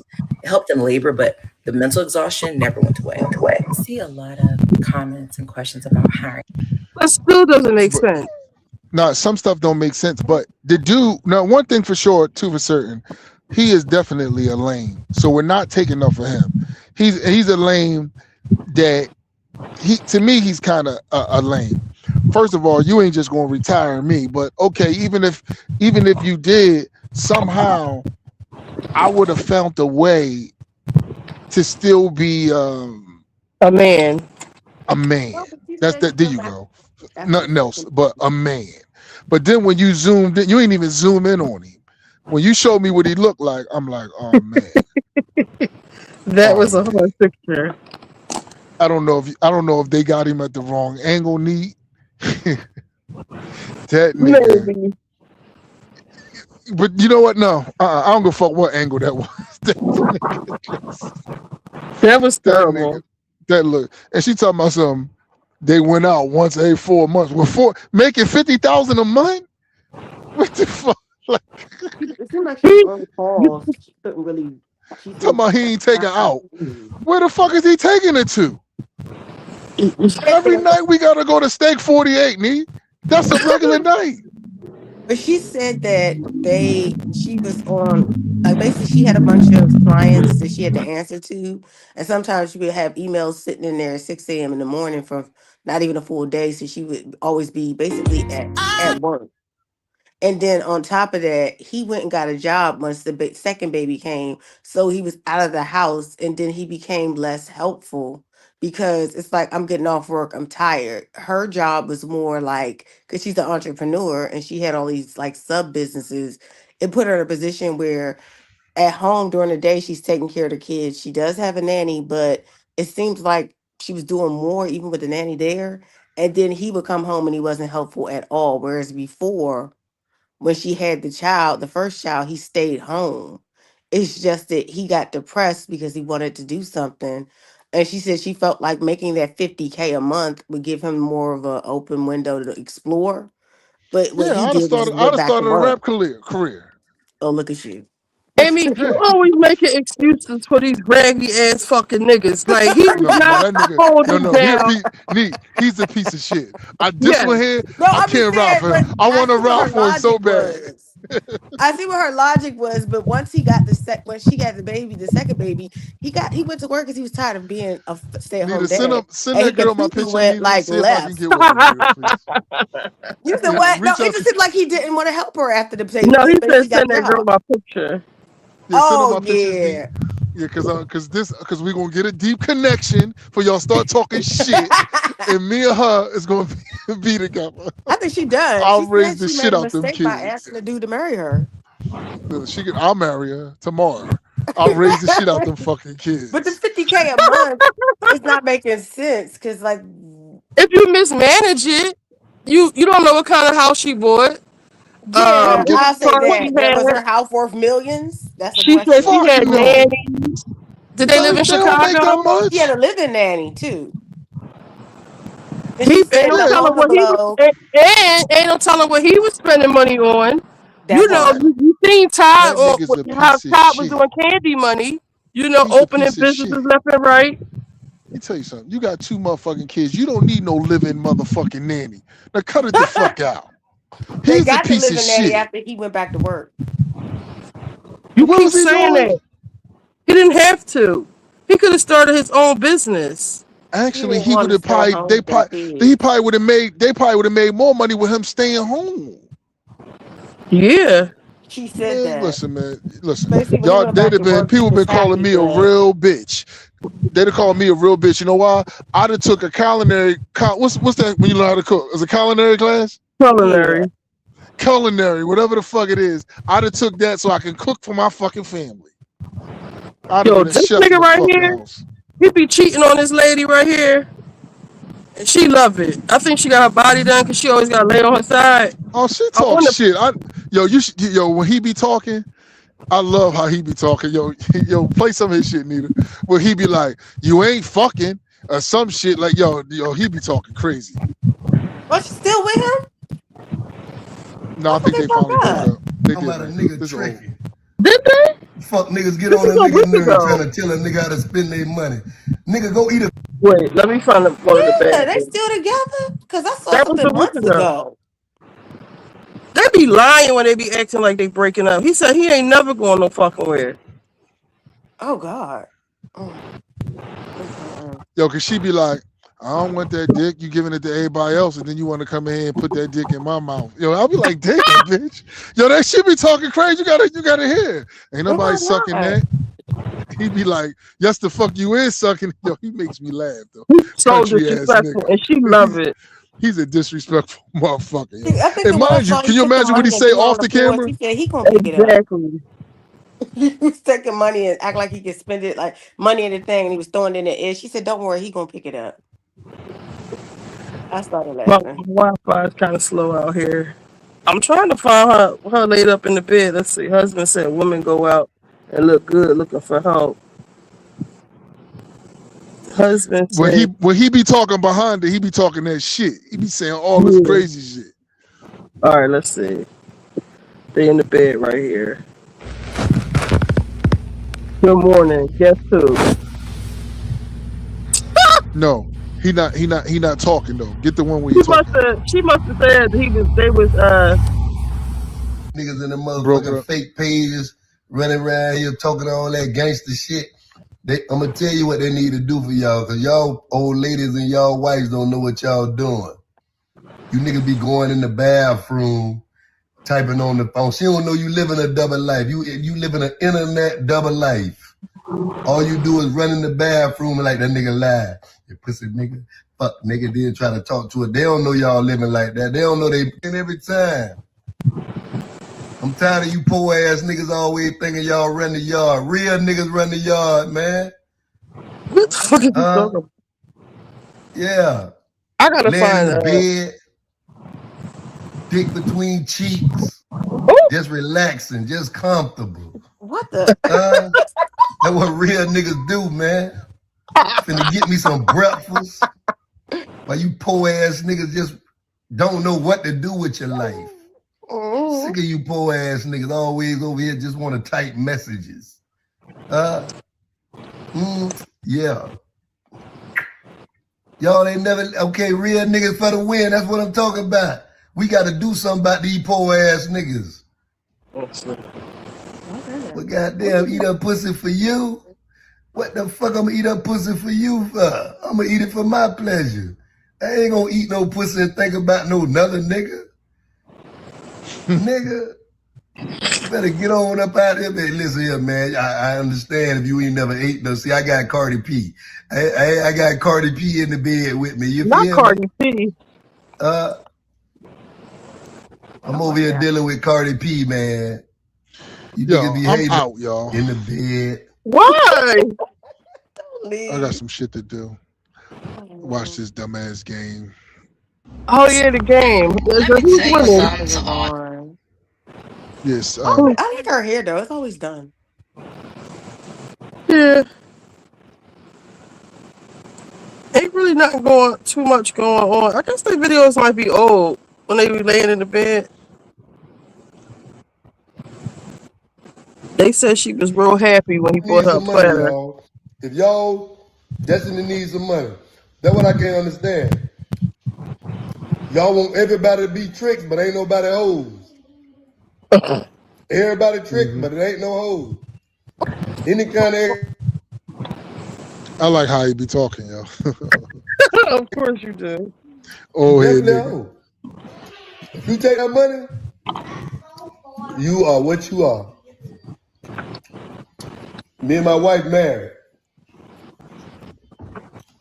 Yeah. I'm married to her. Ain't that from Detroit? Yo, so she be a lot of people be in her DMs about everything that he do. So like, so everything this nigga do, that nigga basically be like, what I do now? You understand what I'm saying? And he probably be doing it though. We're gonna keep the money coming. I want to eat like this, and I want some Gucci. I'm gonna keep the money coming. That's what niggas do. It feels good to be able to give somebody some money. Do you know how bad it feels to a nigga, somebody come ask a man for some money, and he can't go in his motherfucking pocket and give nobody nothing? Do you know how that make a nigga feel? See, y'all don't know. See, them poor niggas, they be so poor for so long, they don't even give a damn. They just poor. They don't give no fucks. But to a nigga who used to shit, Do you know what it feels like when somebody come to you and ask you for something and you can't give it to them? Shit. I don't want that feeling. Is this kids in the room? I don't want it. It sound like it. He talk crazy, but listen, this nigga do something to get money because I be hearing how he be talking. I don't know what he do to get And money. she do something too. I don't know if she cook or sell shit. She cook. Put your feet in there. You want to say about my wife? My wife was smart enough to my wife went and say, "Give me that house with that pool." You poor bitch. So that's what's good about my wife. I married a dummy. My wife got a pool. You the dummy. You dumb as fuck. You think you smarter than a bitch. You just be fucking with them old honey bun, apple pie, Dunkin' Donut ass niggas. That's all you think about. Give your wife, you just give. I'm gonna give my wife the money. If I come in the money and hit the lotto, what you want, wife? That's what niggas with money do. Money for everybody. The fuck? That's what make a nigga. The fuck? You think a nigga want y'all used to them old poor ass niggas? See, that's what y'all like to do. Y'all like I heard to him get say them old before, poor ass he was niggas like, to yeah, come in. she made me take my grill out. This nigga had like all gold teeth at one time. You know what I mean? He probably was a nigga getting money, and she probably was like, nigga, I'm gonna clean this nigga up because he was saying he had all gold teeth. She got him to take his teeth out. But anyway, y'all, I'll holler at y'all later. I'm gonna go watch the game. Okay. All right, y'all. See y'all later. All right. I don't know how I'm gonna take these damn flowers out. Should I I was take sad the about flowers? Raising Kanan. I don't think I want to watch it no more. Oh my God, wasn't that so sad? I don't want to watch it because I like Lou. I'm gonna be honest with you. I don't really know if I like. I like love Kanan. Marvin. They could keep Lou. Lou is an alcoholic. He got all these issues. He be acting like a fucking simp over that girl. I don't like Kanan though. I don't know what it is. I don't like that boy. He I don't irritates me. understand how he doesn't get as much hate as Tariq. I think he was worse than Tariq. He is a stout. Well, Tariq killed. Well, he was about to kill his mother, so it's kind of the same, I guess. But I feel like he's always doing things and don't know the full picture, and he makes it worse. And you That's what believe irritates people me. against your mom. Like, That's the thing. I'm but irritated. Now Lou's dead because of you. hot girl seafood. Hot_girls_seafood_. And I think her name is Pebbles. I ain't even looking at the damn comments. My bad. He sound like Trick Daddy. They probably from down south somewhere. Yeah, I forgot the game was on. I know. I hope they don't be beating those people up. They're in San Antonio this time. So they probably gonna fight them. They locked their black asses up. That shit. And I They're hope beating people up over a game, yanking off people's jerseys. Calm down. seriously, like, get your life. Like, it's okay. It's okay. Y'all won. Y'all lost the game. Don't do all that. I think that you should let it burn.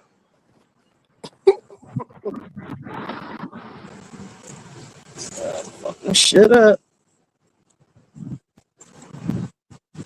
Damn, this is growing too. I didn't mean to pull that out. Yeah, I was saying that they had said on Star Show that the people went and peed on that boy's grave. Yes. That's too far. I mean, No, I they don't said think it the was boy should have AI. went to jail for murder. I think he should have got manslaughter. But that's just me. But I'm not going to pee on somebody's grave. Y'all lost it. That's too far. Now I see why the father was cussing everybody out and calling us niggas and watermelon Exactly. felons. He's pissed. Can y'all watch my stuff real quick? Talk. I just need to get something out the bag in the house real quick. I don't got nothing to say. Left me on this little channel. Not little channel, but no. Somebody come out.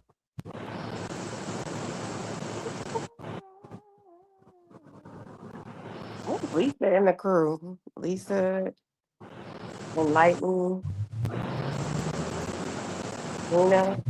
Gina's come over here. Ain't she from Texas too, Gina? I can't remember where you said she's from.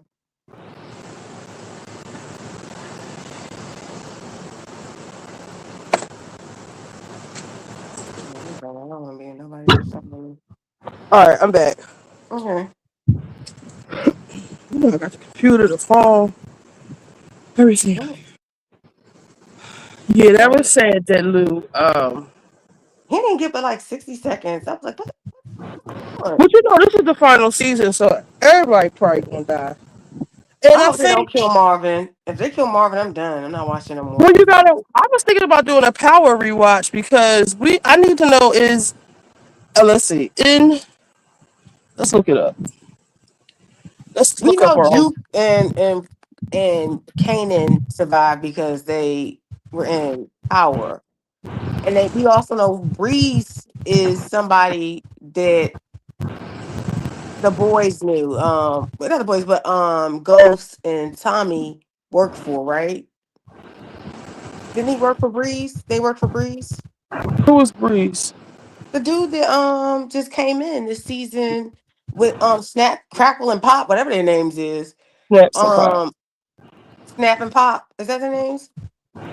So wait, hold on. It doesn't say if Rock died on power. What's the power? I'm gonna say book 1. Oh, we're talking about the regular power. Yeah, because Oh, wow. Elijah Rock is heavily implied to be dead during events of the original Power series. No. So we don't know what happens to Rock. I think this season, and this is from what I can see from like people dropping dead. I think Marvin and Unique are definitely going to get put out this season. I think Unique is going to get killed by that Breeze character.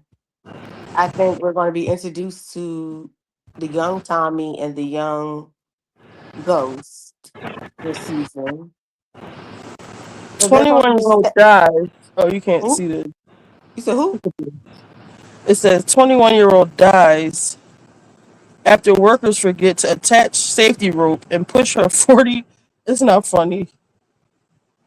They didn't attach her rope. That's why I don't do shit like this on vacation. That's not to me. That's not adventurous. That's dangerous. It is. They boats don't be working I'm right. not gonna do anything that could possibly take me out and do it freely. Y'all gonna have to fight and throw me over that thing. I'm not gonna Martell just jump calls out across. Melody. His case basically got dismissed. The judge says she was lying. Who? Oh, this is a Martell and Melody. Oh, her It's case got updated. dismissed. Yeah. How was she online doing all that screaming in? He says it says Melody Roger falsely accused me of abuse for the 4th and 5th time. For the 2nd time, she sought a protection order against me involving both her and our children based on lies. Sadly, Melody had our 2 oldest children testify against me. And I think that's really fucked up to do that to your children. Whoa, the kids are involved. And when they said Martell, when the millimeters were saying Martell was abusing his kids, I stood up for Martell because I don't get that from him with the kids No. because he always had the kids. Yeah. That's in the I can beginning. tell certain things about people. Oh, Melanie. Melanie gives me. I already knew Melody wasn't shit when She they gives me broke narc. up. Both of them give The me way narc, but she gives me covert. the way she acted towards Tisha, like she kept trying to put Tisha marriage on blast because her marriage was all fucked up. I thought that was messed up. Mm-hmm. It was a couple of things with Melody that I was like, oh, she ain't shit for real. I think the story when they said that they had done that. I think they were trying the Scots. In my opinion, when they said they were in a limo together and she just went down on Martell in front of them, I think they were swingers. That's just my opinion. Because why would you do Obviously. that? Why would you do that? Unless you And want that's when she somebody. quit the show. But she claimed the show was about abusing women and the guys are abusive to the women on the show. No, they're not. The guys fight each other. They respect the women for the most part. Or they'll Yeah. be go get your husband or whatever. Melody, you didn't even film with any fucking body. So what are you talking about? Like, shut up. Yeah, You that just made you don't have any I'm money trying coming to in see there. if their couples were down to sleep with each other. That's what he gave me because that don't make no sense. You sucking your But you man's ain't even penis do in it front of right. people. You didn't even do it right. It's the way you go about shit like that. You just don't get on your knees in the fucking limo and start fucking Martell dick in front of people. You can tell. First of all, people who want to do that, they don't want everybody to know. Like, I never been to like a swingers club or nothing, but I know people who do go. Like, it's like very secretive. So I believe Destiny did something with them. She gives Destiny me did that. something with Martell and And Melanie. Melody, Yeah, it's yeah. possible because I think she's up open to it. Oh wait, the reunion came on tonight. Actually, let me see The first part, right, or the second part? the second part. Let me see. I don't. That was weird for her to do that. And then you got mad. Yeah, Love and Marriage Huntsville reunion. Y'all want to watch it? Okay, girl. We gotta watch it this second, but she was just weird, and the way she ran off the show when they exposed that tells you everything you need to know. Oh, when they exposed that, that's when she left. I thought she left because she Yeah, said and they she were wanted to sue trying to Carlos. attack her. Please, she was trying to sue Carlos. I don't know if she's still suing him. Mm. Remember, she said she didn't want to take Martell, and he was abusing her, and they kept putting her in this situation. So that's when she left. He wasn't abusing you, bitch. I've been seeing videos of you fighting on him. Mm-hmm. I So, ain't seen none of him doing nothing to you. I was watching Kim and Courtney Take New York. I like the old Kardashian stuff. oh, I love it. That was the best time. That's when the Yes. shows were interesting. All the shows now are fake. They set up their whole Yeah. storylines. They created. They fake have drama.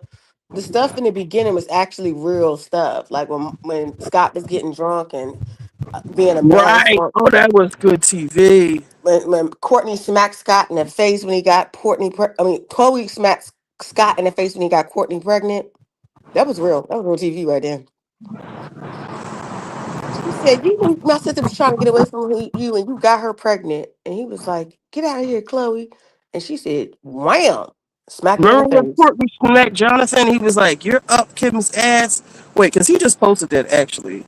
Oh, Courtney, when she and him got into it. And she was like, Yes. she thought that's like a little dingleberry or something. And he was like, you don't do shit. I said, ooh. It was so Wait, good. where's the search button? What's his name? Food God. The food god, Jonathan the food. I just know I back then love they had real Jonathan. episodes. Now I don't know what that is. Oh yeah, Courtney and Kim fight was real. That was the last real moment on TV.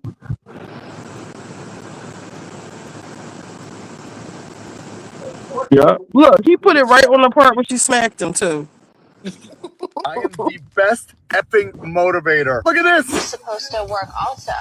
You know, you took 2 months off for the baby. Like, you're gonna wait till she's like 20 before you get back to work. I would love to. Kim and Chloe like do all your work for you. Your entire job is literally following Kim wherever she is. I don't Whatever follow Kim. Kim's I in follow LA, her. you're in LA. What is she talking about? You are shoved so far up Kim's ass. It's like a judge. God. You're such a loser. At least my job is not collecting Kim's money as it falls out of her ass. I don't know who told you that you're the queen of this castle, that you don't need to work, because you do. She's been working, I know, since I'm up her ass all day, has been working 365 days for the last 4 years while you've been pregnant and doing nothing. I was right as always, and now she created Lemmy with Simon. Courtney was not ready. Monster company. She listened. She went to work. Who needs some motivation? Let's go. I am the best.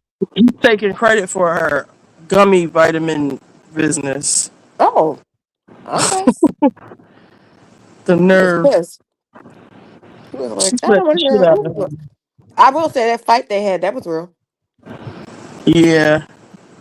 To Courtney the was Asian not out of community, the Kim. ones that don't stand behind black people and what we're doing when we Shut up.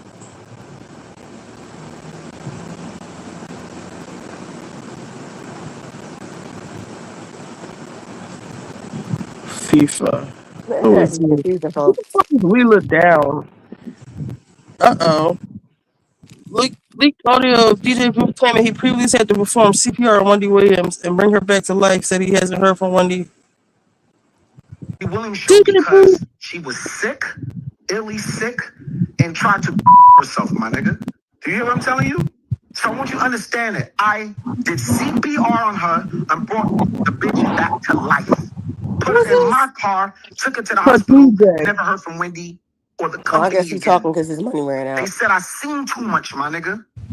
Instead of getting this woman fucking help, that's what y'all do. You know she's not well. She's an alcoholic. So you know what I did? I walked away from the show, my nigga. No, they gave you $2 million. $2 million. I'm They had so you sorry. I miss you. We are friends non-disclosure. to this day. To this day. So when I went viral 7 years ago, when I said sorry for the victims, that was only to get Wendy to stop drinking because it's killing her. And it worked. You should have this perspective. I'm a DJ. I knew Nikki since high school. Right? I worked on the Wendy Williams show first. Me and Wendy is still friends to this day. I left the Wendy Williams show because she was sick, illy sick, and tried to herself, my nigga. Do you hear what I'm telling you? So I want you to understand it. I did CPR on her and brought the bitch back to life. Why should that be a bitch? Took her to the hospital, never heard from Wendy or the company again. They said I seen too much, my nigga. Instead of getting this woman fucking help, that's what y'all do. You know she's not well. She's an alcoholic. So you know what I did? I walked away from the show, my nigga. I spoke to Wendy with her crib. Who needs enemies when you got friends like this? We are friends to this day. Wait, I got these gloves on. I can't. So when I went viral 7 years ago. Boy, you sound mad. I don't know why you mad and why you telling us now. They gave him $2 And you million know, sometimes because I he be wanting sued like them because he said Wendy was trying to for sexual harassment. Remember when Wendy was like, and he was coming over and she was always like naked Oh and yeah, he stuff? was trying to sue her. Yeah, they settled with him, gave him $2 million and made him go away. They fired him after they gave him the $2 million and gave him a non-disclosure. I guess the money ran out, so now he's talking again. Yeah, this bitch right here is crazy. Uh-oh.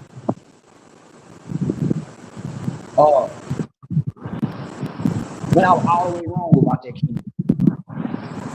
I was always wrong about that kid. He go beat these charges. I was on the No, person he that not. brought a knife to school. So I'm taking a knife to school. Fuck him. He didn't take a knife to school. He didn't even know these two white boys. These two white boys just came over because he was with That's a liar. another kid that knew those white boys. So he a new black kid who these big old white boys, big white boys. He a small frame kid. One of the white boys was on that side, one of the white boys on that side. So either way go, they had him blocked in.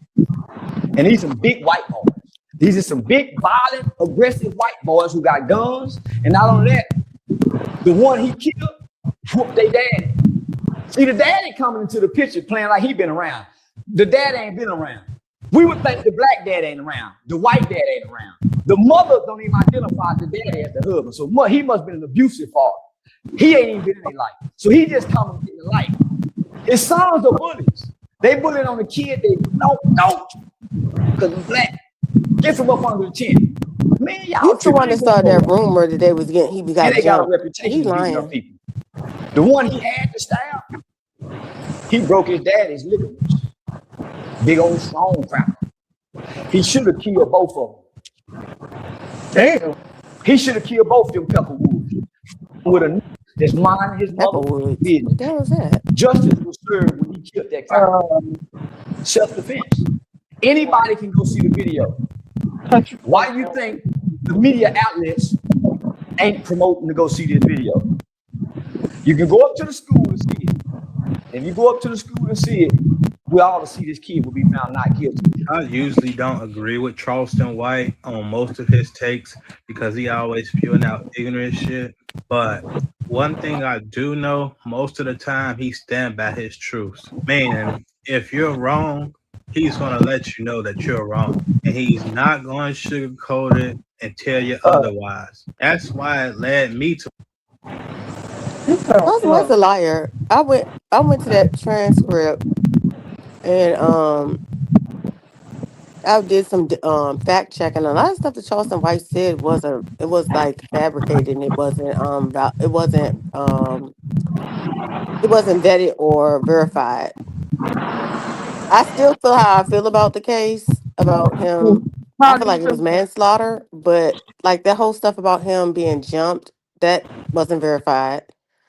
The story about the father being a molester, that wasn't verified. That was stuff that Charles White was saying. They was trying to say the father's record. You know, Austin's Metcalf's father. Charleston White was the one. He was one of those people that was saying that the father had a record of molestation, and everybody was like, "Oh, and the father was a molester, so he raised that child that way." I was like, it wasn't verified, and it wasn't verified he was jumped. It wasn't verified that that picture that was circulating that was the people that knew the judge, and that wasn't even that they debunked that picture. See, this is the problem. A lot of people are getting wrapped up in the gossip of the situation, like, and then I look. I mean, for me, I feel like it was. I feel like it was manslaughter. That's just me. I don't think. I think 35 years is too much. But at the same time, I look at it as two 17-year-old kids. So the reality of it is two 17-year-old kids, and people need to stop putting their world views on this whole situation because peeing on somebody's grave, that's just disgusting. Well, they said that was AI, but the intention behind it is still there. To They disrespect. said, but Star reported it. It was reported. People, like, the idea, whatever that's nasty if that did happen. And people going too far. Now the father's racist rant, I kind of passed. I was like, I really didn't see it as a. Hold on. The tank is back outside. Oh hell We no. turn the camera this side. Go ahead, keep talking. So they don't know what you're doing. No, I was saying like the father's racist rant. I kind of gave him grace, as they say, because I was like, he just said his son's dead, so he's saying some wild shit out of his mouth. Definitely fucking racist. You think he was racist? The father, the white man, yes. Did you watch the whole thing? I ain't watched shit. But I seen a little bit of his clips of him going No, live. it was a whole video. I don't think. I mean, he do got some racist views. I But I seen the don't think that's cheerleaders what. talking shit about them kind of like being kind of rapey and mean to the cheerleaders. They didn't feel comfortable around them, the twins. He keep calling their family like grifters, and then in court he said, "Boy, you need to look at me" or some shit. Yeah, because he was like, "You can't even look at me after you did that to my son." He was yelling at him in the courtroom. Oh, Amy, what I do, Enlighten? Because I'm feeling sympathy for the man. I still don't believe. Here's the thing. Right? Oh, Amy, why'd you say that? What? She said, "Oh, Amy," because I said I feel like even though he was saying that stuff, I feel like it was more out of rage and anger because his son's dead. And he's racist too. Oh no! I watched the whole video. I'm a little on the fence. Let's play it. What? I'm gonna play the thing. Because Star played the whole video of him talking, and he just was like rambling, and he sounded like he's just real hurt about his son dead and people being mean about it and calling his son the devil. Star is racist too. You know he half Italian, so he think that means something. Star is an asshole. I don't think he's racist. I think he's But I an love asshole. Star. I love Star. Like, I don't take him for a grain of salt. He be making me laugh, but he be saying some wild stuff out his mouth. But I like his show because he let people be racist, whatever they are. I don't like that Roy character. I don't like him at all. That's how people really feel, and that's how they think. Like, everybody wants everybody to be politically correct and not be racist. If you racist, I want to know. Tell me you fucking racist. Tell me you hate my black ass so I know. I like my racism overt in my motherfucking face. Don't be in my face and the whole time. Like with the boy, Carmelo. You thinking that your friends whole time, they lining you up, or they making fun of you behind your back, or they doing little nut shit. Yeah. You know, he invited to come over, but with the time, he wanted to show off for his friends or whatever happened under the tent. Oh, the boy, he said on the trial, he said that he looked up to Austin. He was his mentor. I said, how was a teenager your mentor? That's weird, but And you okay. know what I'm saying? Like, they was lying in court to people. And they said somebody had video surveillance. They recorded the whole fucking thing and then deleted it. Yep. And it could have helped Austin. I mean, not Yeah. Austin. They Fucking Mello. said he was pretending to tape, but he wasn't really taping. He did a He fuck was, right. and I was thinking to myself, wait, who pretend? I don't know. That's weird. That don't make sense to me. But go ahead and tell your story, brother. I Let me feel finish. like what happened was messed up. I don't think he intended to do it. That's why I feel like it's manslaughter. But they said Texas rules is different. I don't think he should have got 35 years, but he do need to sit down for some time. But I don't know. Like in Texas, it seemed like I don't think an appeal's gonna happen because they say it's hard to get an appeal, and he already Well, had a they crappy said, lawyer. Where y'all gonna get this money to do an appeal? they said Cardi B is talking with a lawyer, and somebody, I read a comment somewhere, said, who page was it on? It was on, oh, let me see. I know exactly who page it was on. The guy that be in Philly talking shit, his name is Big Reed. He be talking big shit about black people. He's a Trump supporter. Was it a black man doing this? Cause I cannot stand Stephen A. Smith. He be No, sounding real crazy these days. hold up. He got 2 pages. Big Reed. Is it this one?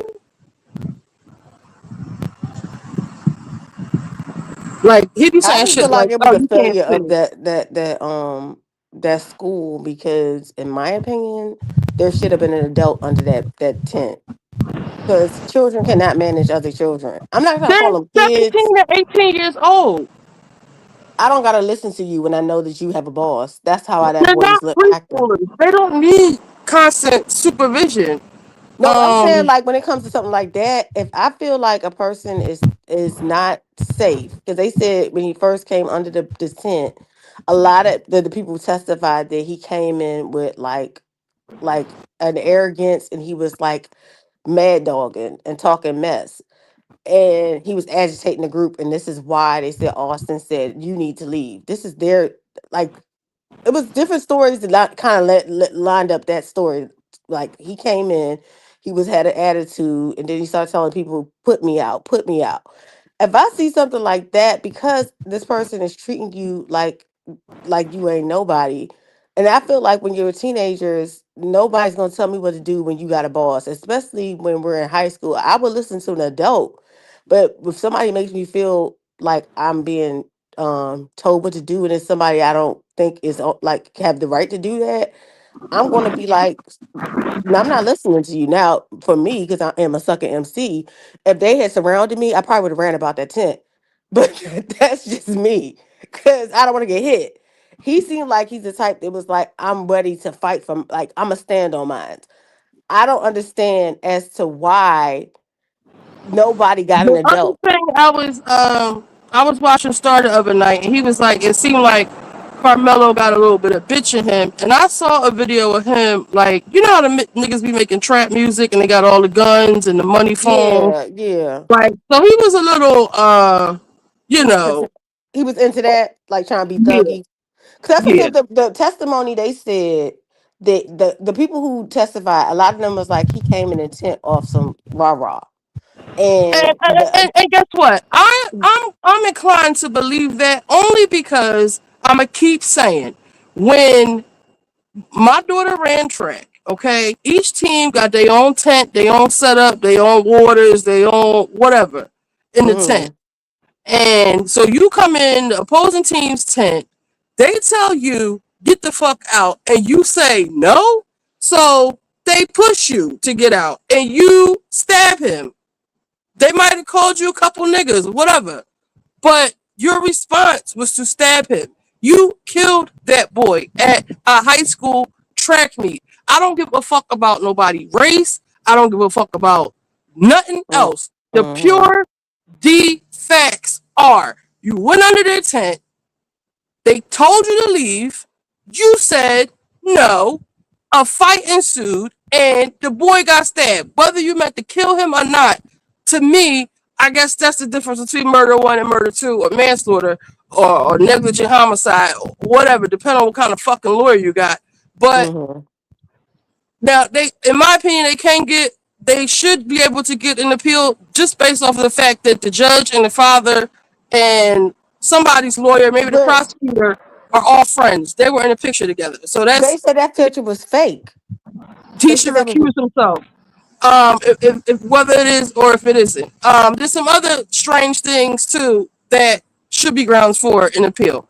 But back to, like I said, the pure defects of it is, one more time, you're at a high school track meet, you go under an opposing team's tent, they ask you to get your black ass from under here, you say no. Now, if I was Carmelo Anthony and I wanted to be an asshole, when I left the tent, I would have kicked the thing over and had it collapse on everybody, and that way ain't nobody gonna be in the fucking tent now. Now, that's what the fuck I would have did as I was leaving. Okay? Because every time somebody told me to get the fuck out, I've been put out a way better shit than that. I told Mo that yesterday. Bitch. So you would have had a retaliation, but it wouldn't have been a knife. You'd have been like, okay, it's cool. I'm gonna leave. Boom, knock this whole thing. Yeah, I would have knocked the tent over as I was leaving, or kicked over, or knocked the Gatorades over, something, like that. Not pull out a knife and now, okay, let's say they jumped you or whatever happened. There was a fight. Fight back. You so fucking tough with the guns and shit, nigga. Rumble. What happened to people rumbling? You pull out a knife and stab him. You cracked his fucking sternum. Yeah. Now, I don't know if he fell on you and went in. I don't know, but it was the cartilage between the sternum and the it wasn't the full sternum. It went through the cartilage. And the fact that the knife ain't split and cut his hand?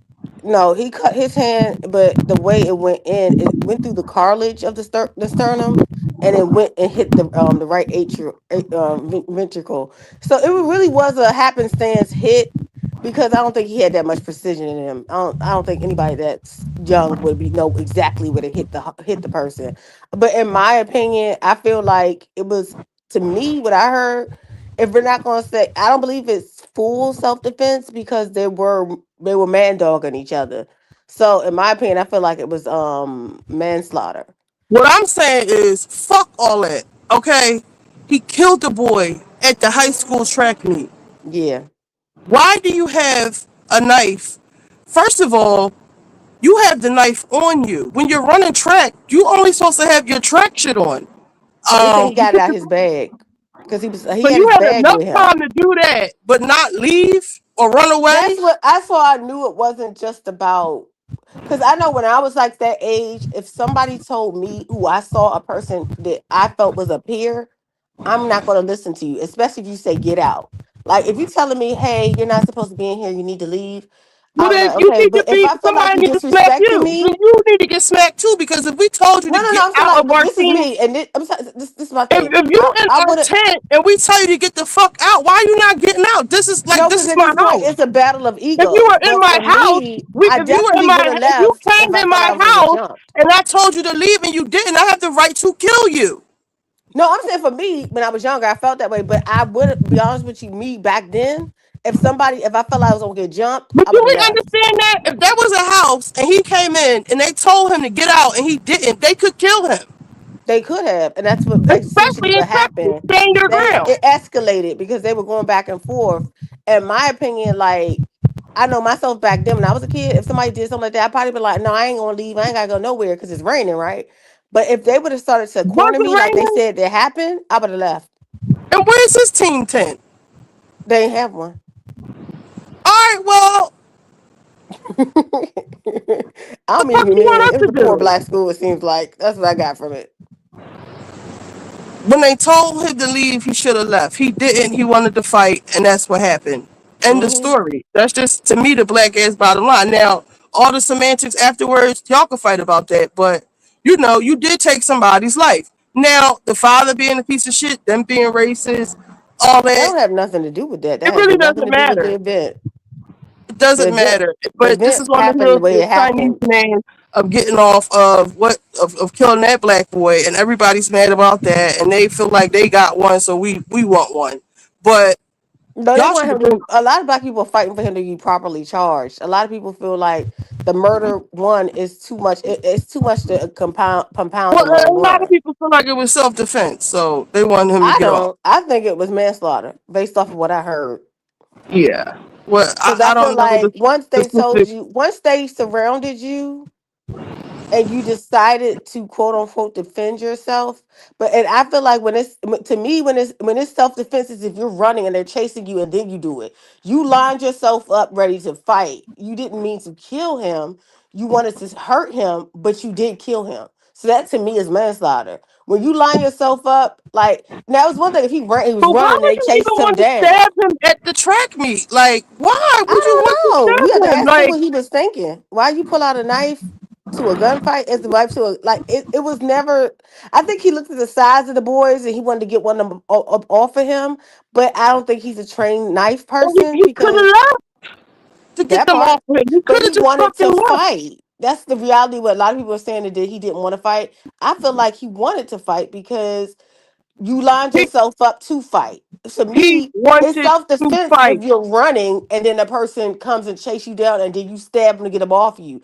You were not being chased. You were not. You stood there and you waited for them to come up to you, and then the boy started putting his hands on you, and you responded. That to me is a fight, and your intention was to harm him, but not to kill him. That to me is not murder one. That's manslaughter for me.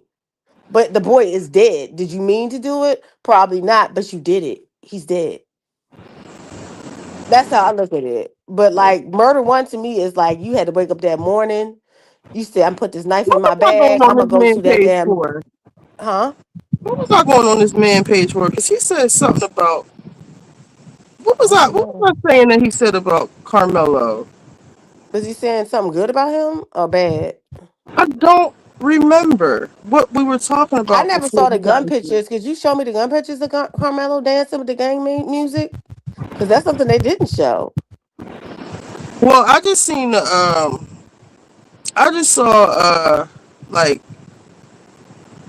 I specifically saw, you know how the niggas be making like music videos Yeah. and they be having like the money phones. This might be it. And they got the guns in the background. It was like that. But this, they got their guns too. So, What the hell? That must be a Texas thing because I don't be taking pictures with guns. What's going on with this? right. So this tells you what type of time everybody was on. Yeah. The thing is, I kind of am more inclined to they told him to get the fuck, and the way they said it, they didn't just say, "Hey, could you leave?" I think they said, "Get the fuck out of our tent." And he said, Nigger. "Who the fuck you They talking definitely to?" call him a fucking nigger. They ain't And he just say, probably said, hey, "Who the hey fuck you guy, can talking you leave? to?" We talking to you, nigga. Get the fuck about our tent. And then he said, "I make me leave," and that to me is like the Exactly. escalation. Make me get the fuck out. And then he Cracker. said, and he grabbed his bag and was like, "You out?" And yes, he was up in this. He insinuated it's something in this bag you might want to back away from. They said that boy Austin snatched the bag. When he snatched the bag, he then got cut. He turned around and said, "He stabbed me." I don't know why. I just felt like I wish it was an adult in the room at that point. Oh, boy. The- I was watching something. Oh, it was this man. He is called the, damn, what is he called? It's like almost Scared Straight, where um, he comes and helps the kids that's going in trouble, like that's getting in trouble, like almost like Scared Straight. Oh, is And it he like was a talking to the police boy because show? the boy had beat up his mom and his grandmom, and he came in the house and he was asking Mm. him, well, um what possessed you to do that? What was you thinking when you did that? He was like, oh, we got to talk about this too. This shit with these tunnels, with these girls coming out the tunnel, What's going on these with that? Jewish girls. What they doing We're, in we're this gonna we're room? gonna come back to this. We're gonna come back to it. Mm-hmm. Um. Uh. Damn it. I forget this man's name. It's like Hold on, let me see. I know it's probably too far down on my likes. And he said, I don't want to say what he said. I want to play it. Just give me 1 second. Or you could go ahead and finish talking. I'm gonna find it. Yeah, but that, I mean, it came down to I think people acting real too crazy, and it's bleeding over from that other situation with the boy getting chased out that store and getting shot over 4 bottles of water. That man needs to be taken off that job a while ago because they said he was shooting at people in cars before that. What happened? The Asian man who got caught up, he had shot the little boy and chased him out the store because he thought the boy had This guy stole right here. something. This guy right here. Not to cut Okay. you off. On my way to I a want to house hear what call he for a said. 17-year-old young man. Remember how I always say that it gets worse and worse by the day? Check this out. His name is the prison This doctor. young boy has drug his mother out of the car while driving. Literally, she had to smash on the brakes. He drugged her out the car and choked her, right? Oh, no. Almost to where she was unconscious. She said Your she mother? was throwing up as he was choking her. Now, I know you may not believe this.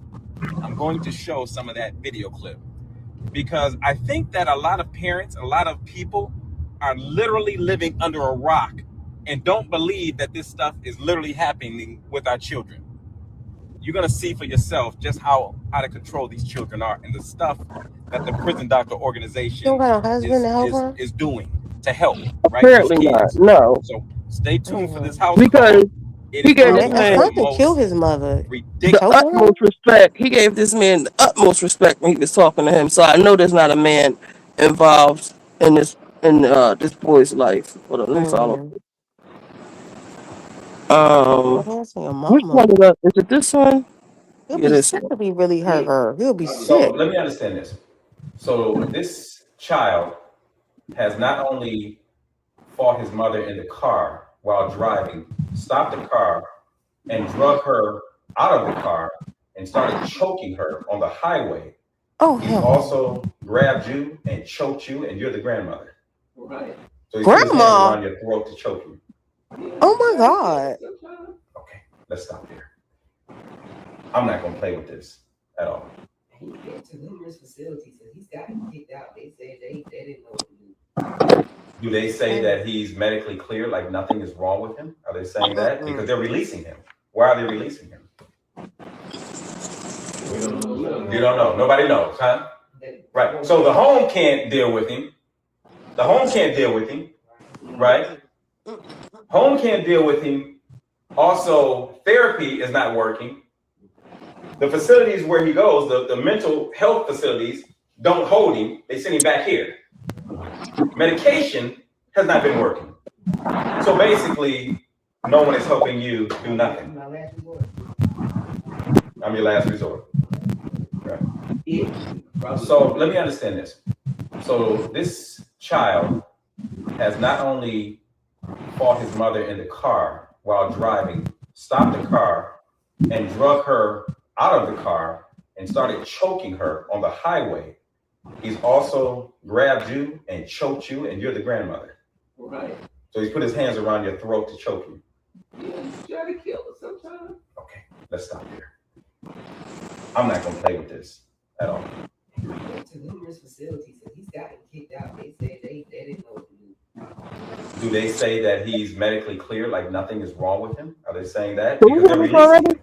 Why are they releasing him? Is there a part 2? Hold on. You don't know. Nobody knows, huh? Right. So the home. Bad music, my head, and Bad music in your head. like everything. Wow. But like, This can't be. This is just. But Man, like, how many times do I have to hear this before people get it? So you're saying because of the, like, name the artist who you listen to that gets in your head when you feel violent. It makes you feel violent. Name the artist. Hold up, Little Baby, Gorilla. Megan Freezy, I would say Lil Ron. Megan Thee Stallion. Yeah. Megan Thee, what is it? Megan Freezy. No, I don't know. Yeah, Megan Thee Stallion. I think that's her name. Makes him violent? Yeah, they make the people want to have sex. Travis. Mm-hmm. He got bad music. Well, Cursing. Okay. Okay. Interesting. Do you know you're probably like the 8,000 child that I talked to who says these very same things, that sometimes the music or social media, the bad stuff that they're viewing is getting in their head, and it sometimes makes them act in a bad way. That's pretty much what you're saying. I think it's bad music, like hating. Bad music in your head. Like everything. Wow. But like this can't be. This is just. But man, how many times do I have to So hear this? I'll play that and say that to say it's the music that they listen to. And if you read some of the comments, they say like music is casting spells on these kids. And I've even gone so far. I don't know if I saved it. The frequency that the music is on and the beats, like the syncopation of certain beats, that's what they like use, like chant like like monks or other people like religious who use chants and stuff to people in cults. There's a whole science behind that. And a lot of the frequencies that the music is on, like syncopation and the beats, like I said, it puts them in spells. And like he said, he feels violent when he listens to certain shit. And he said that's not the first time he heard that. And I believe it. Like, look at our kids now. Like, these little niggas don't even want to get no money. They just want to kill, murder, death, kill. Like, that's all they want to do. Fight girls. Like, it's crazy. And I'm saying that I saw Carmelo with the money gun and the guns and stuff. So maybe like maybe it's the music, or what? But like something got to change. Yeah. That whatever happened, none of them should have been dying, and one of them should be going to jail. None of it should happen. Now I don't remember why I pulled this man up. Usually he be talking shit like this. I love when his Saturday morning messages. It's Saturday morning. Open all the windows, open all the doors, wake up them up and coming dick sucking little whores you got in that back room, and knock on that basement door and get them wanted on a warrant for murder, half retarded sons of yours out of that fucking basement, and get them pit bulls out of the basement and take them past the SPCA, practicing bestiality with them fucking dogs. You rotten, dirty, no good, worthless of a mother bitch. Who, me? Yes, you double, triple gut, swollen ankle bitch.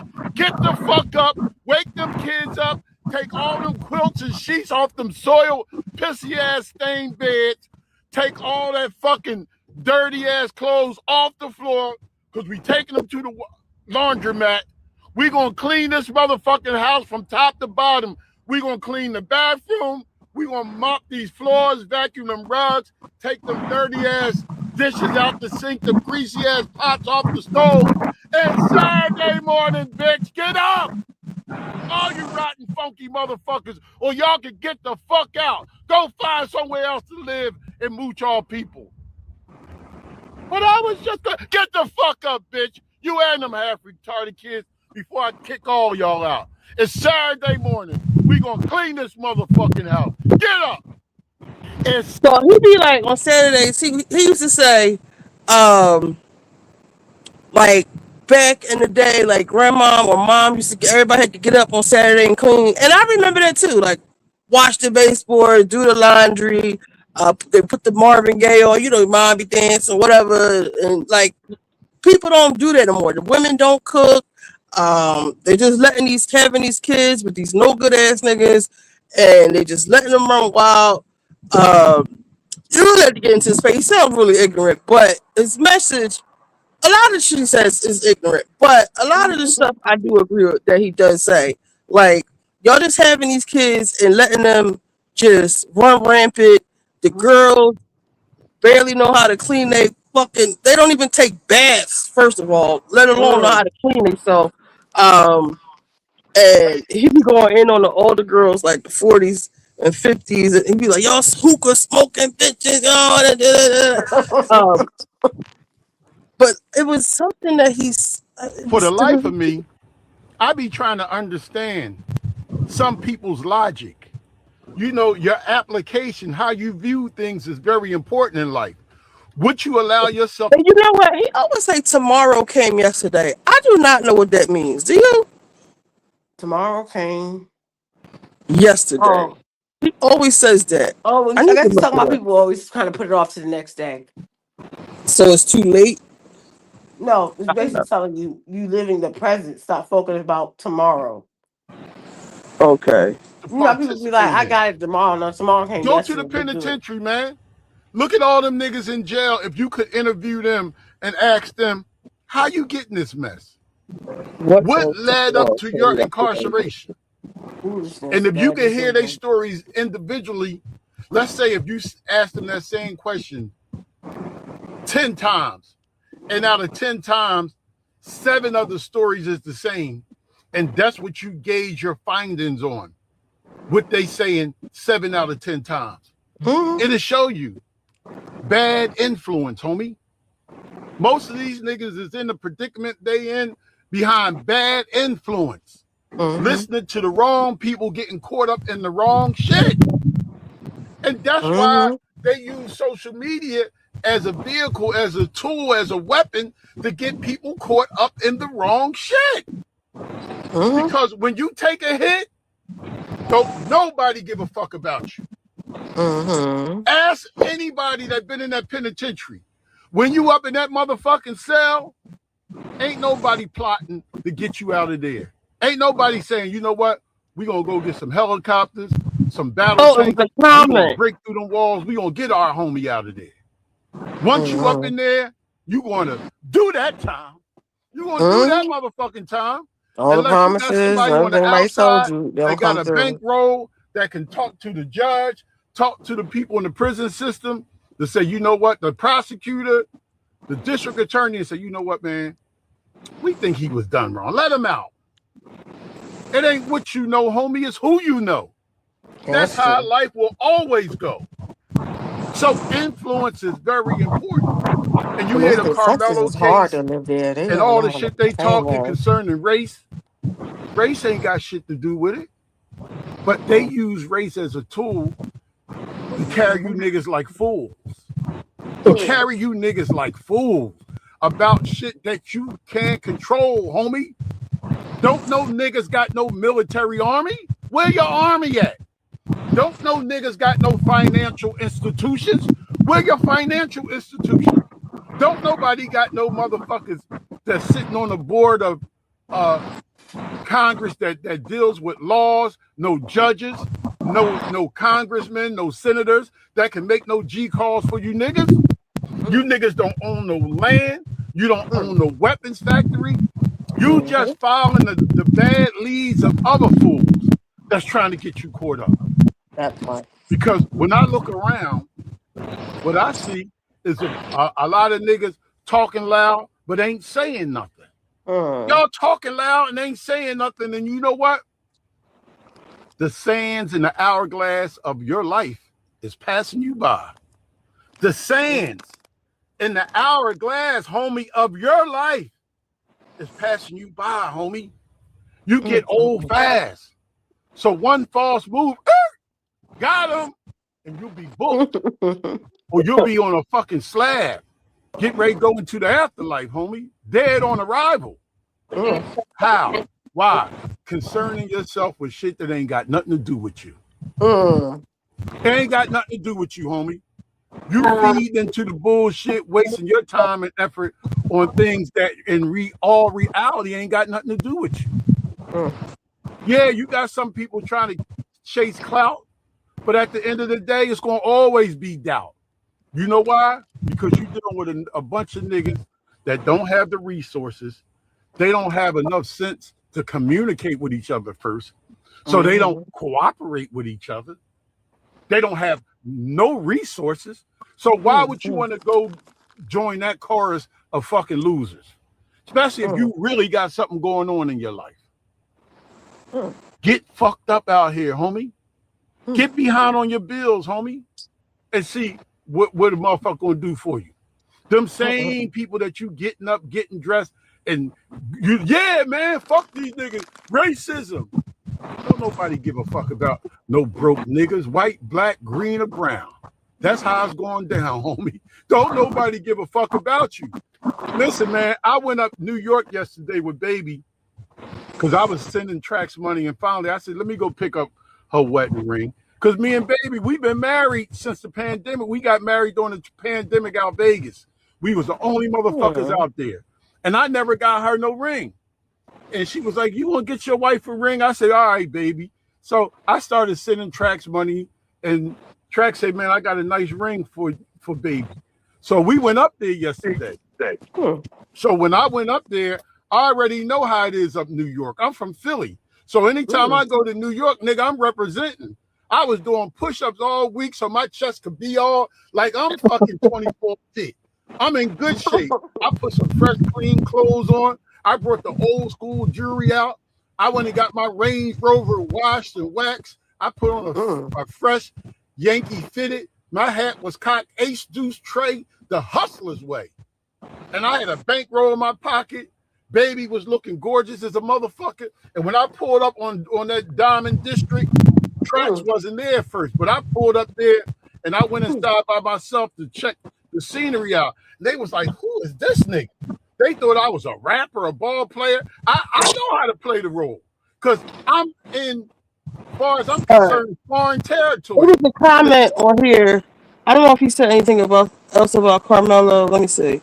And it was like, it's some big things moving behind the scenes. In a lot of cases, when you look at a lot of these kids and they get in trouble, This would be the first. they say, man, they didn't stand a chance. Based on, done. I don't know if he said something or if he took it down. I guess that's his wife right here. They must have took the comment down. I don't know. The boy's family seemed a little slow, but you know, I don't know. Carmelo. Yeah, I don't know. There's some stuff they be saying. I was like, I don't think they fully understand what's going on. It's Even when it was bad. like they gave the mother to do the request, like for her to speak for her son, and she was like, "Please spare my son, and he's a good boy," and she was crying. I was like, "That don't. You gotta have in a lot of one." cases, when you look at a lot of these kids and they get in trouble and they say, man, they didn't stand a chance based on bad influence. Where I can't find the comment, but it was saying that it's some big people behind the scenes working on this case. Like, you know how like people was helping Jussie Smollett, like the Obamas and all that. Yeah. Some shit. It sounded like something like that. Well, I know Angela Rye and Cory Booker and Andrew Tatum. They all said they were going to be down their foots on the ground, helping with the legal strategy for his appeal. I was like, they was like, it's a call for all Black lawyers to get together and help him build an appeal. But the way things are going and the way they say how Texas is, it's very, very rare that they will overturn something through appeal. But it's not saying it can't be done. But in this particular case, based off their definition, that boy was murdered. Happening one. Premeditated or murder one? Premeditated? Yeah, it was murder one. They had him down for murder. It might be murder if you think. I don't want. Let me see. Let me see what he was charged with. Because when they was explaining to me, I was like, based off what they said, they was like, that's murder. But okay, so he may not have planned to do that, but what else do you expect if you stab someone in the chest? Number one. Number two, you could have, when they ask you to leave, it could be just as simple as like some stand your ground shit in Texas. When they ask you to leave their tent, their, thing, and you said no, I don't know if that counts as a house or whatever like that. Like, I don't know. And then you have racism. No, but in the situation with him, he was invited to the tent by that friend of his, Flip. And then he was uninvited. No, he was not uninvited. He was invited by the friend. His friend and him were talking when they came up and said he needs to leave. Right, I don't that's know what I mean. why. That he was uninvited. They told him to get out. Yeah. So that's kind of where the conflict came from. So altogether, there should never have been any exchange of fist to arm, arm to fist, knife to chest. That's none of that crap should have happened. And if it was the right people Okay, around, it so wouldn't have I'm happened. looking at. Oh, you can't see it. It says I want to come back to this because this says something about hypersexual 8-year-olds Mm. girl. This says he was charged with first degree murder. So I believe first degree is premeditated. Mm-hmm. Um, but hear me out. Mm-hmm. Anthony was charged with now when he went when he wait the dyke girl was leaving the one that damn I missed it. She getting out. No. No. She's leaving. She left calmly. I ain't Girl, leave. now when you say he went in his bag, so they had a little scuffle or words or whatever happened in the tent, and they told him to get out, and then they apparently they was fighting. They're bigger than him or whatever, so he had enough time to go in his bag and get a knife. I think that's where the murder part is coming in. Because let's just say he already had something in his hand and he did it by accident. But you went and got that weapon and killed him with it. That's Mm-hmm. murder all day, every day. Oh, he didn't mean to stab him. What the fuck? If I shoot somebody in the chest, I can't be like, I wasn't aiming for his heart. I was just gonna try to shoot him in the shoulder. I could be wrong. I could be wrong, but I It's think down to the definition because the way they explain murder is the intent in the right, action has premeditated. happened. Murder one is premeditated, and you would think like, oh, a serial killer, like they planned this kill out, No, intent or could just be I'm gonna kill you. Like somebody said, I'm gonna kill you. That could be it. The okay, fact that he so said you don't. stabbing someone in the chest, you're not hoping to just, you know, you're trying to kill them. You stab someone in the chest. That's The result again. will be I'm more thinking of if you get in the somebody right part of the chest. Yeah. with common sense, and as a mother of a child who is under this tent, somebody pulls out a knife, stabs her in the chest, and says, I didn't mean to kill her. I'm not trying to hear that. Mm-hmm. Put that bitch under the jail. This is just me. I'm not saying Carmelo. I know. I don't. That's what, but his father felt the same way. He don't want to see that boy get out ever. He said, no, you killed my son in the discussion. I don't care Now how you I'm trying got to there, think you of did it. where I think that this wasn't fair for him. He had an all-white jury. The father said they told me to get a white lawyer. Boy, you should have got Ben Crump ass. Because he would have made it That political. sounds like He there's would have something played it wrong out in with the the court of father and the justice, mother. in the court of public opinion, and that would have been that. You would have had a better chance with Ben Crump because them whiteys lined you up. Where am I feeling sorry for? Where am I feeling sorry for him? Maybe the 35 years. I don't know all the details of what happened under the tent. Did they try to jump him? They way bigger than him? We can put on Star and see what did Star talk about what happened, or he just played the father. Even if they called you every nigger, monkey, in the book, you can't murder them. If you had the shit in your hand, if you had your phone, clunked them upside the head with the phone to get them off you, that's a mistake. But going to your bag to get a weapon and then stab him in the chest, that sounds like murder to me. You can't say you didn't mean to do it. I can see if you stabbed him in his leg and his femoral artery and he bled out, that's a mistake. But you stabbed him in the fucking chest. I don't know. I could be wrong. Hey, Lala. I could be wrong. Lala, you missed all the excitement earlier. And everybody is adding all this stuff into it.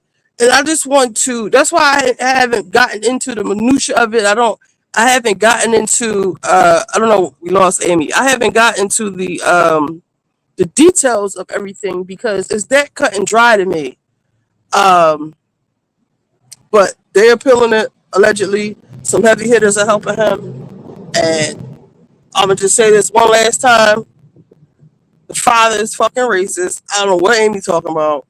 And it's that underlying racism shit. Even still, because you hate me does not give me the right to kill you.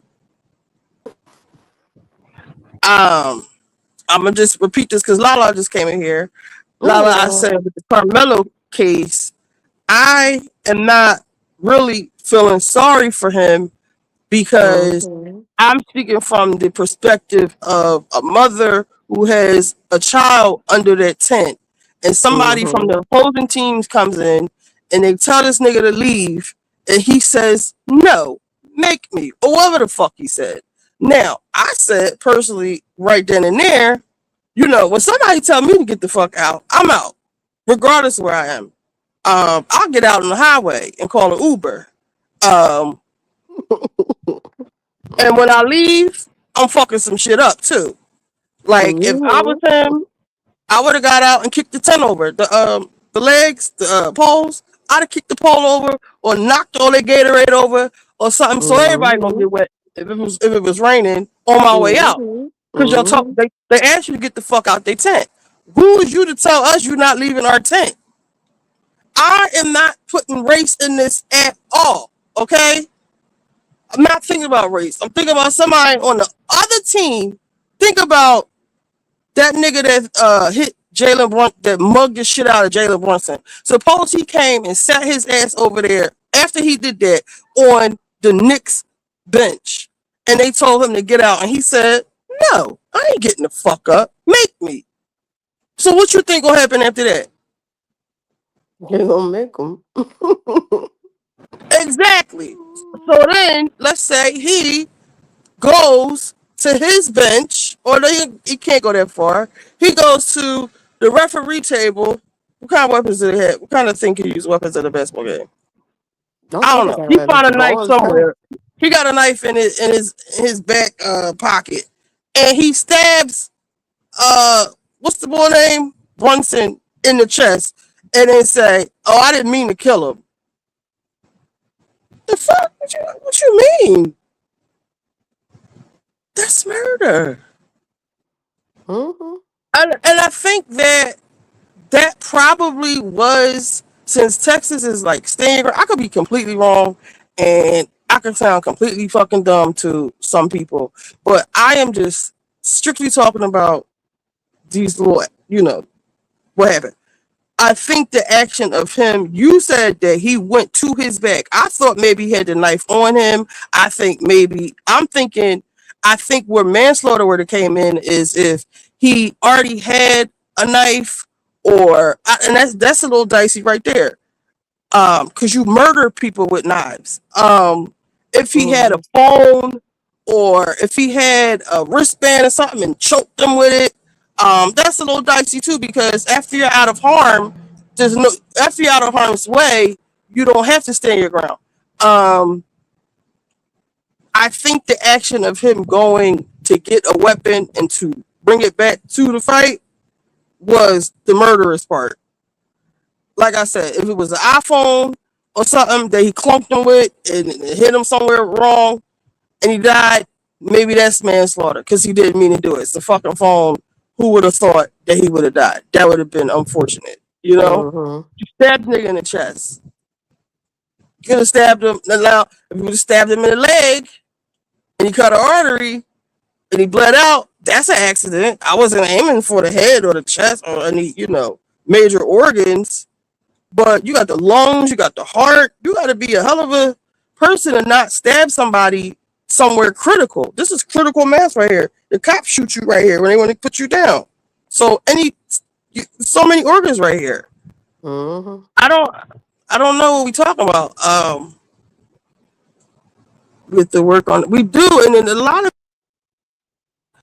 of it is ladies. I say this all the time. They get mad at me, especially on threads. Protect your wombs. You up here crying and begging us for child support money when you knew this man that you laid down with wasn't shit. You knew he wasn't shit before you had his fucking baby, and now this child you created is gonna be a menace to society because his daddy don't love him and his mother hate the daddy, and it's just a volatile environment to grow up in. They get mad at me when I say protect your wombs. Stop laying down with these worthless ass niggas. Like, stop doing that. But anyway, that's really all I have to say about it. We can watch the Star thing with Dad. I do think they are 1,000% racist. They were assholes. The Metcalf boys, twins, they were terrors. Honestly, I mean, if I'm also being honest, what's his name? Jesse? The boy that died? What's his name? The Metcalf boy? Amy, what's the boy name that died? Anthony? Is it Anthony? Is it Carmelo Anthony or Austin Metcalf?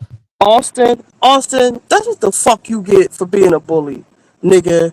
You bitch, keep your motherfucking hands to yourself. Stop bullying girls, people, being fucking racist, doing all the nut shit that you on.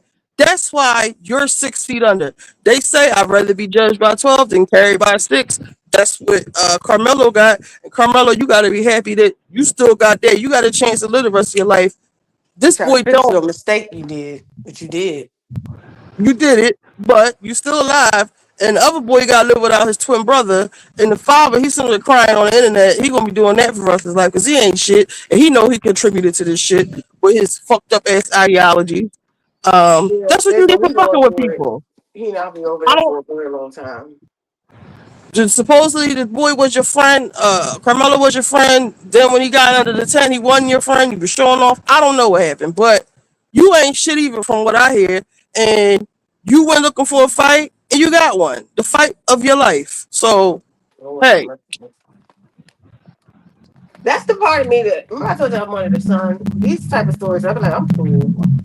Yeah, I never wanted a son. It's not in Philly. If I had a son, I would have moved out of Philly. Oh, yeah, most definitely. So that's some stuff that scare you because they be getting into the mad dog thing. And I ain't getting in there. Who don't fuck me? Oh, my God. And then they get caught up. Now what I'm seeing with the boys is they always had like this peer pressure, and they always. I remember my baby father or his friend. They were saying like since they didn't have dads, they felt that kind of togetherness within themselves. So the street and gangs and these bad, as they say, bad actors, these fucked up ass niggas are raising these boys to be even more fucked up. Drewski did a skit about it. It's real. Them old ass men trying to be on the block with the kids. Now, grow up. And that's the part. I was like, oh, I want a son. But when I see stuff like that, I'm like, God chose the girl for a reason. Y'all see across the street, the dike is off. I got this dumbass light on.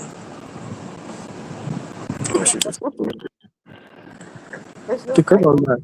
The other girl left. Shit, they tearing up doors. No, I believe in segregation. Segregate your children. Stop trying to put them in white schools in spaces they don't belong in because they will never be accepted, respected. All right, I want to see what this boy is saying. This man is saying about this little sexualized 8-year-old. Do we still have the screen up? Hold on.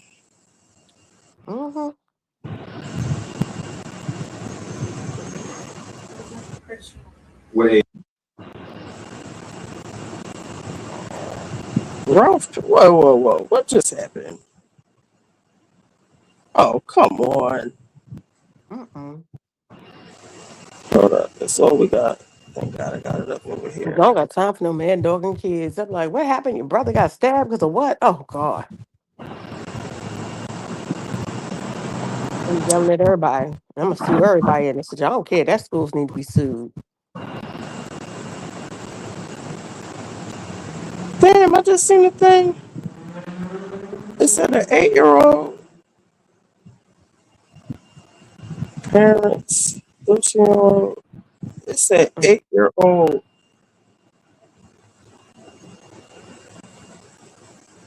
My Damn it, I daughter had lost her first guest over. Richie. her. My daughter had her first guest over. But how old is your daughter? 15. How was it? She had a good time. She took them to the mall. Like they do, they're doing that on FIFA live Oh, streaming. good. Huh? I said good. That should be fun. It's free, right? Yeah, it's free. And then they went to go to like we have a couple of like shopping centers down here where you can go for like, the movies and stuff like that. They did that. I told her I was gonna let them go up to the pool on the roof, but I don't want them on that pool because it be grown men up there in the pool and stuff. So nah, she don't need to be up All right, I found it. Let's see what they talking about. You kind of like? Did you like the hug from her? there. I've been missing And Callie, man. that's Callie that's should have where. Do you think his that's where situation it kind about of acting the fool. I miss started her. happening? What'd you say? I miss Callie with all this craziness going on. She would have been in Yeah, here. I thought I had Callie's phone number. But Callie would have came up here and 'Cause got I know that I texted situation. Callie Them before. I Chinese know people I there. touched that lady before. I know you probably did. I don't know. I just know that I remember situation. because I was like, Callie, start your own channel. I will encourage you to do it. I will call Yeah. you Well, and right make you now I do was it. like, "Where's Callie at with all this craziness?" But especially with the Korean man shooting that boy after running out the store. I said, Oh, "This you is getting know she got crazy." some. Then they Let me see came if I can find online and was my like, messages. It's from the fact that they you came were online and was like, first kind of intimate with "Oh, a you want girl. to Have you ever boycott hugged a boy us? at Don't that eat age our before? food. Don't go to our stores." I was like, "What is this?" What age when you had a boyfriend? Oh, it was 8. 8 years old. Okay. So from 8 years old all the way up to now, you're 13. You've experimented with boys and girls. Okay. Kissing, hugging. Where her family at? What else? Nothing sexual other than that. You lying. Okay, girl. Okay.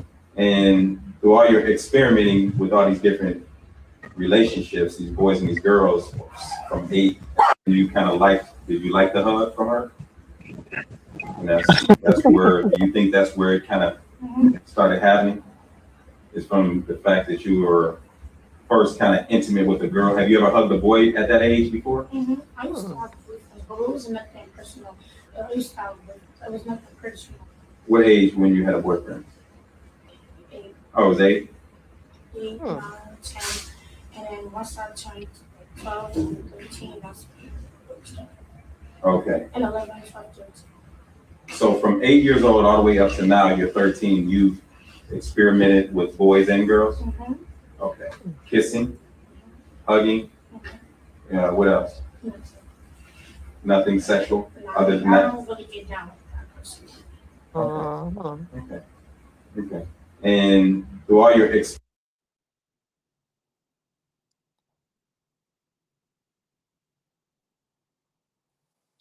All right, Miss, you about to fall asleep.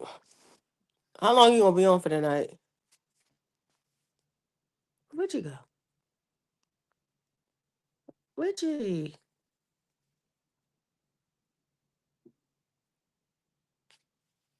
No, I can't hear you. I'm heading out.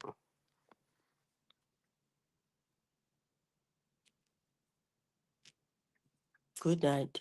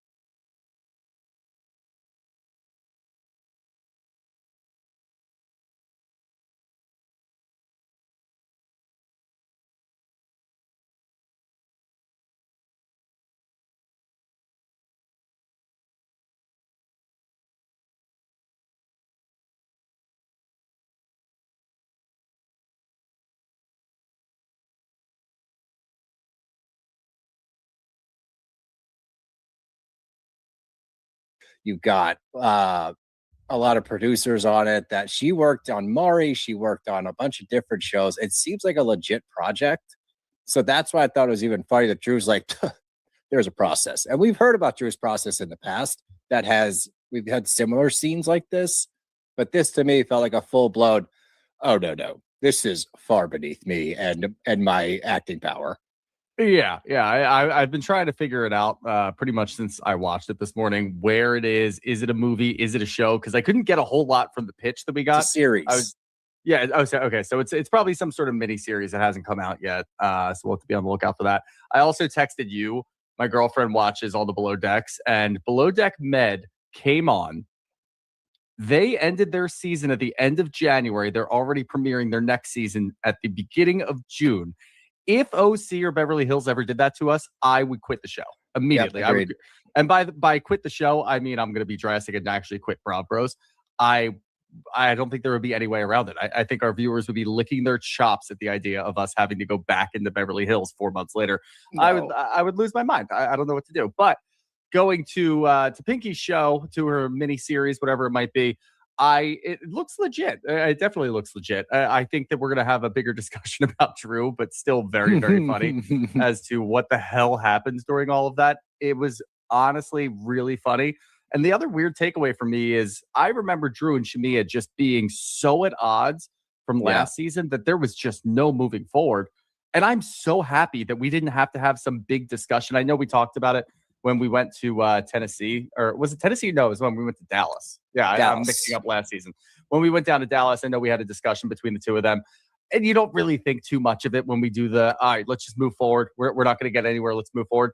They're back and they're fine. I mean, they're not best of friends, but they're able to just film together and be cordial, maybe even a little bit above cordial. And we don't have to have a bigger discussion about it. We don't have to make it a huge storyline. It's just like, oh yeah, I'm here to support you. Now we can actually have fun and just vibe together. And I love that because I don't want to have a bigger discussion. I don't want it to take a full episode to get through all of the Shamia stuff.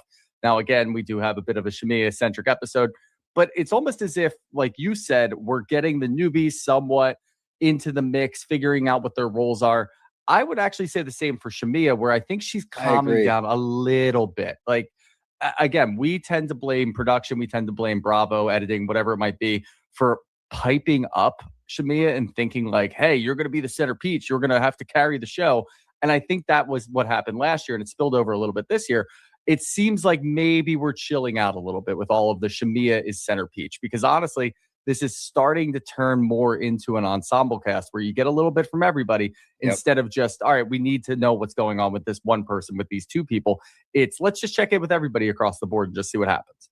And that's where this show shines, right? Atlanta as a whole, I think, has always shined in that regard, because I would argue that they have some of the most entertaining cast members across the board. If you go back in the older days of Atlanta, they're always great at this. And that's kind of, I guess, where our issues with the show came in a few weeks ago, is simply because we know what they're capable of. Like, they're so fucking entertaining that we just wanted that. And when you get the ensemble set up more, you get to watch them all shine. And everybody did this episode. That's why I loved it so much, because we're able to be cordial kind of across the board.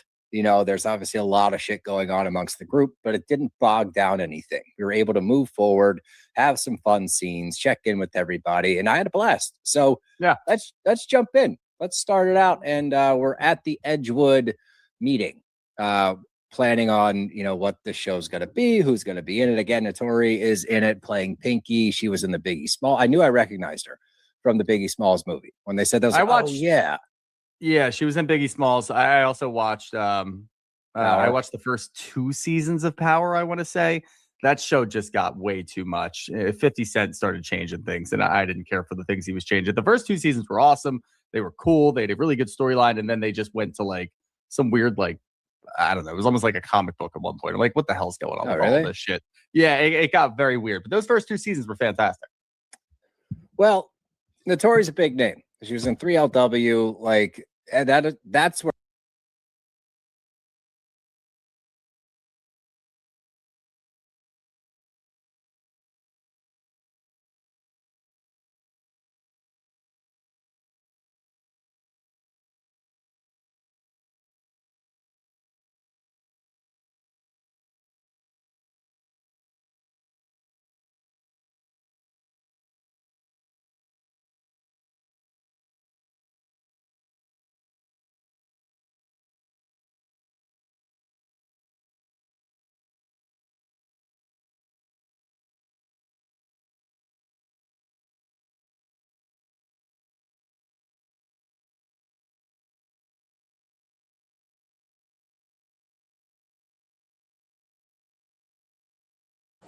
I'm sitting here running my mouth and the thing is on mute.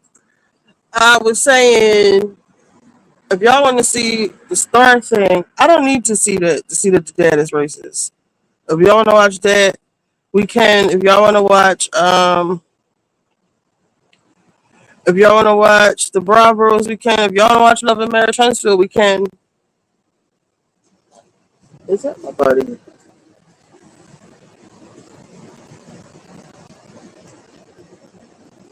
No. Let me know what y'all want to watch. Did the Knicks win yet?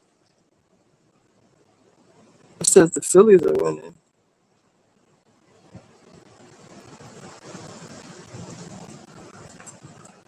What y'all want to watch?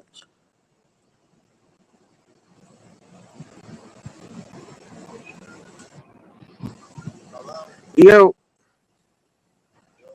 what you doing? Oh, you ain't come down today? It's late as shit. You was coming down. You was not coming down. 5-year sentence. All right, well, if you come down, let me know. Addy, he gave out the location, and like he wants all the smoke. I'm gonna play some of the interview. It was, as I said, a 3-hour interview. I'm just gonna play maybe 20 minutes. Sarah Fields on Rumble. Her podcast is called Jinxed Sip. Jinxed Sip Podcast. Sarah Fields. She did a great job. She let him talk and talk and talk. He addressed a lot of things, and I have to say, objectively speaking, I think it was brilliant on the part of the prosecution to keep him and Hunter, right, Austin's brother, out of the courtroom. Now, he's going to break it down, Jeff Metcalf, about why Hunter did not need to be in the courtroom. For those who were wondering why he wasn't there, the brother of Austin, one of the twins. I think it was brilliant for them not to call the father to the stand, because he's got a past. He admits to it, but he may have said something to help Carmelo Anthony's case. In case you're new to my show, let me make it clear. In my opinion, Carmelo Anthony belongs in prison. He killed somebody. I think he overreacted. I've already said that. So this is not to try and, so much find holes in what the prosecution was able to do. Yeah, they caught the family, caught him slipping. And I want to play part of the family's, the Anthony family's interview with a young woman. I forget her name. She's from the Breakfast Club. Truth be told, the Anthony family, we have to be real with ourselves. They were not expressing themselves, in a way that people would look at them as, victims. Now, yes, their son is in the penitentiary. As I said, I think he belongs there. A 35-year sentence. I want to be as fair and objective as possible, all right? Hey, guys, coming up this evening also is Game 5 of the NBA Finals. I'm going to stop this show before the game starts. Or I may continue streaming, watching the game here, and talk to you guys. But I do want to address, again, this interview with Jeff Metcalf. What else am I forgetting here? He speaks about a lot. Oh! For those who did not see the interview, he speaks about being Native American. He said the family has their Indian cards. Takes a shot at black people who came here on boats. He wanted all the smoke. Guys, also, showrunner. Big Tigger under investigation. Let me say early, Tigger needs our support. Last time I saw Tigger was, I think it was 2005, right in front of Power 105 when I was doing radio in New York City. We shook hands like men, had a good conversation. I do not believe, I have no proof, but I don't believe Tigger put hands on his wife. I have never in all my years being in the world of media and entertainment, I've never heard about Tigger, that type of behavior. And if something did occur, more than likely somebody would have contacted me. I got at Tigger years ago. I'm not going to rehash that. It was decades ago. I don't think that's his character. I don't think that's his nature. And I do want to say, aside from Tigger being a pioneer and a legend, in my opinion, he is a matador of what used to be a culture, hip-hop. He has interviewed the biggest of the big. He has let people talk crazy to him. Interviewing people, there's an art to letting people speak, even when you don't want to push back or talk on top of them. And Tigger is one of those people who allows other people to speak. You've seen people on Rap City in the basement, talking reckless to him. He just smiles. That's a good quality, if you ask me, allowing people to speak. So again, I just want to be very, very up. I don't need to see the Metcalfs talking shit. All right, we're going to do Huntsville. I'm gonna switch on over to Richie B-Sides. I don't normally get flagged for Huntsville, but they be on my ass on the channel. Like yesterday, they stopped the stream, and I didn't even get a strike. Like I said, Joe does not care. Joe don't strike people, but they on my ass on this channel. So let me add Richie B-Sides.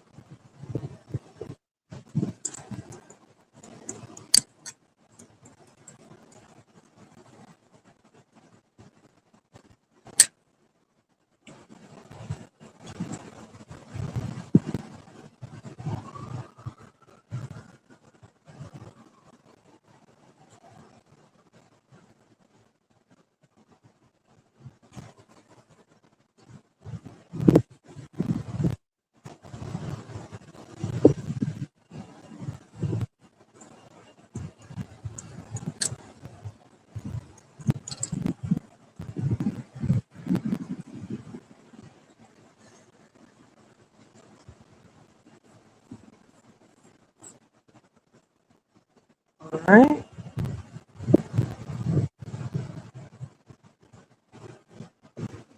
What's this?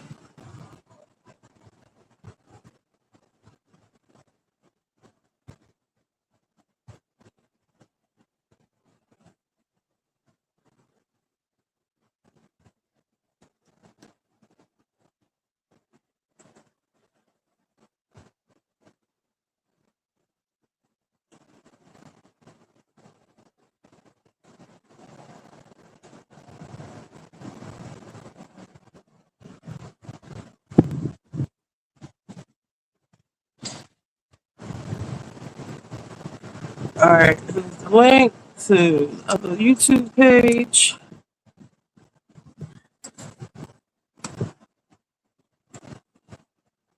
Twitch.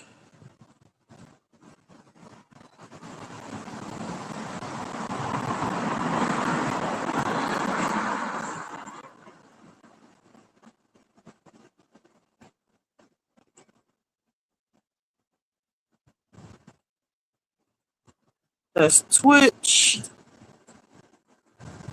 Now I'm going to drop YouTube and add Twitter.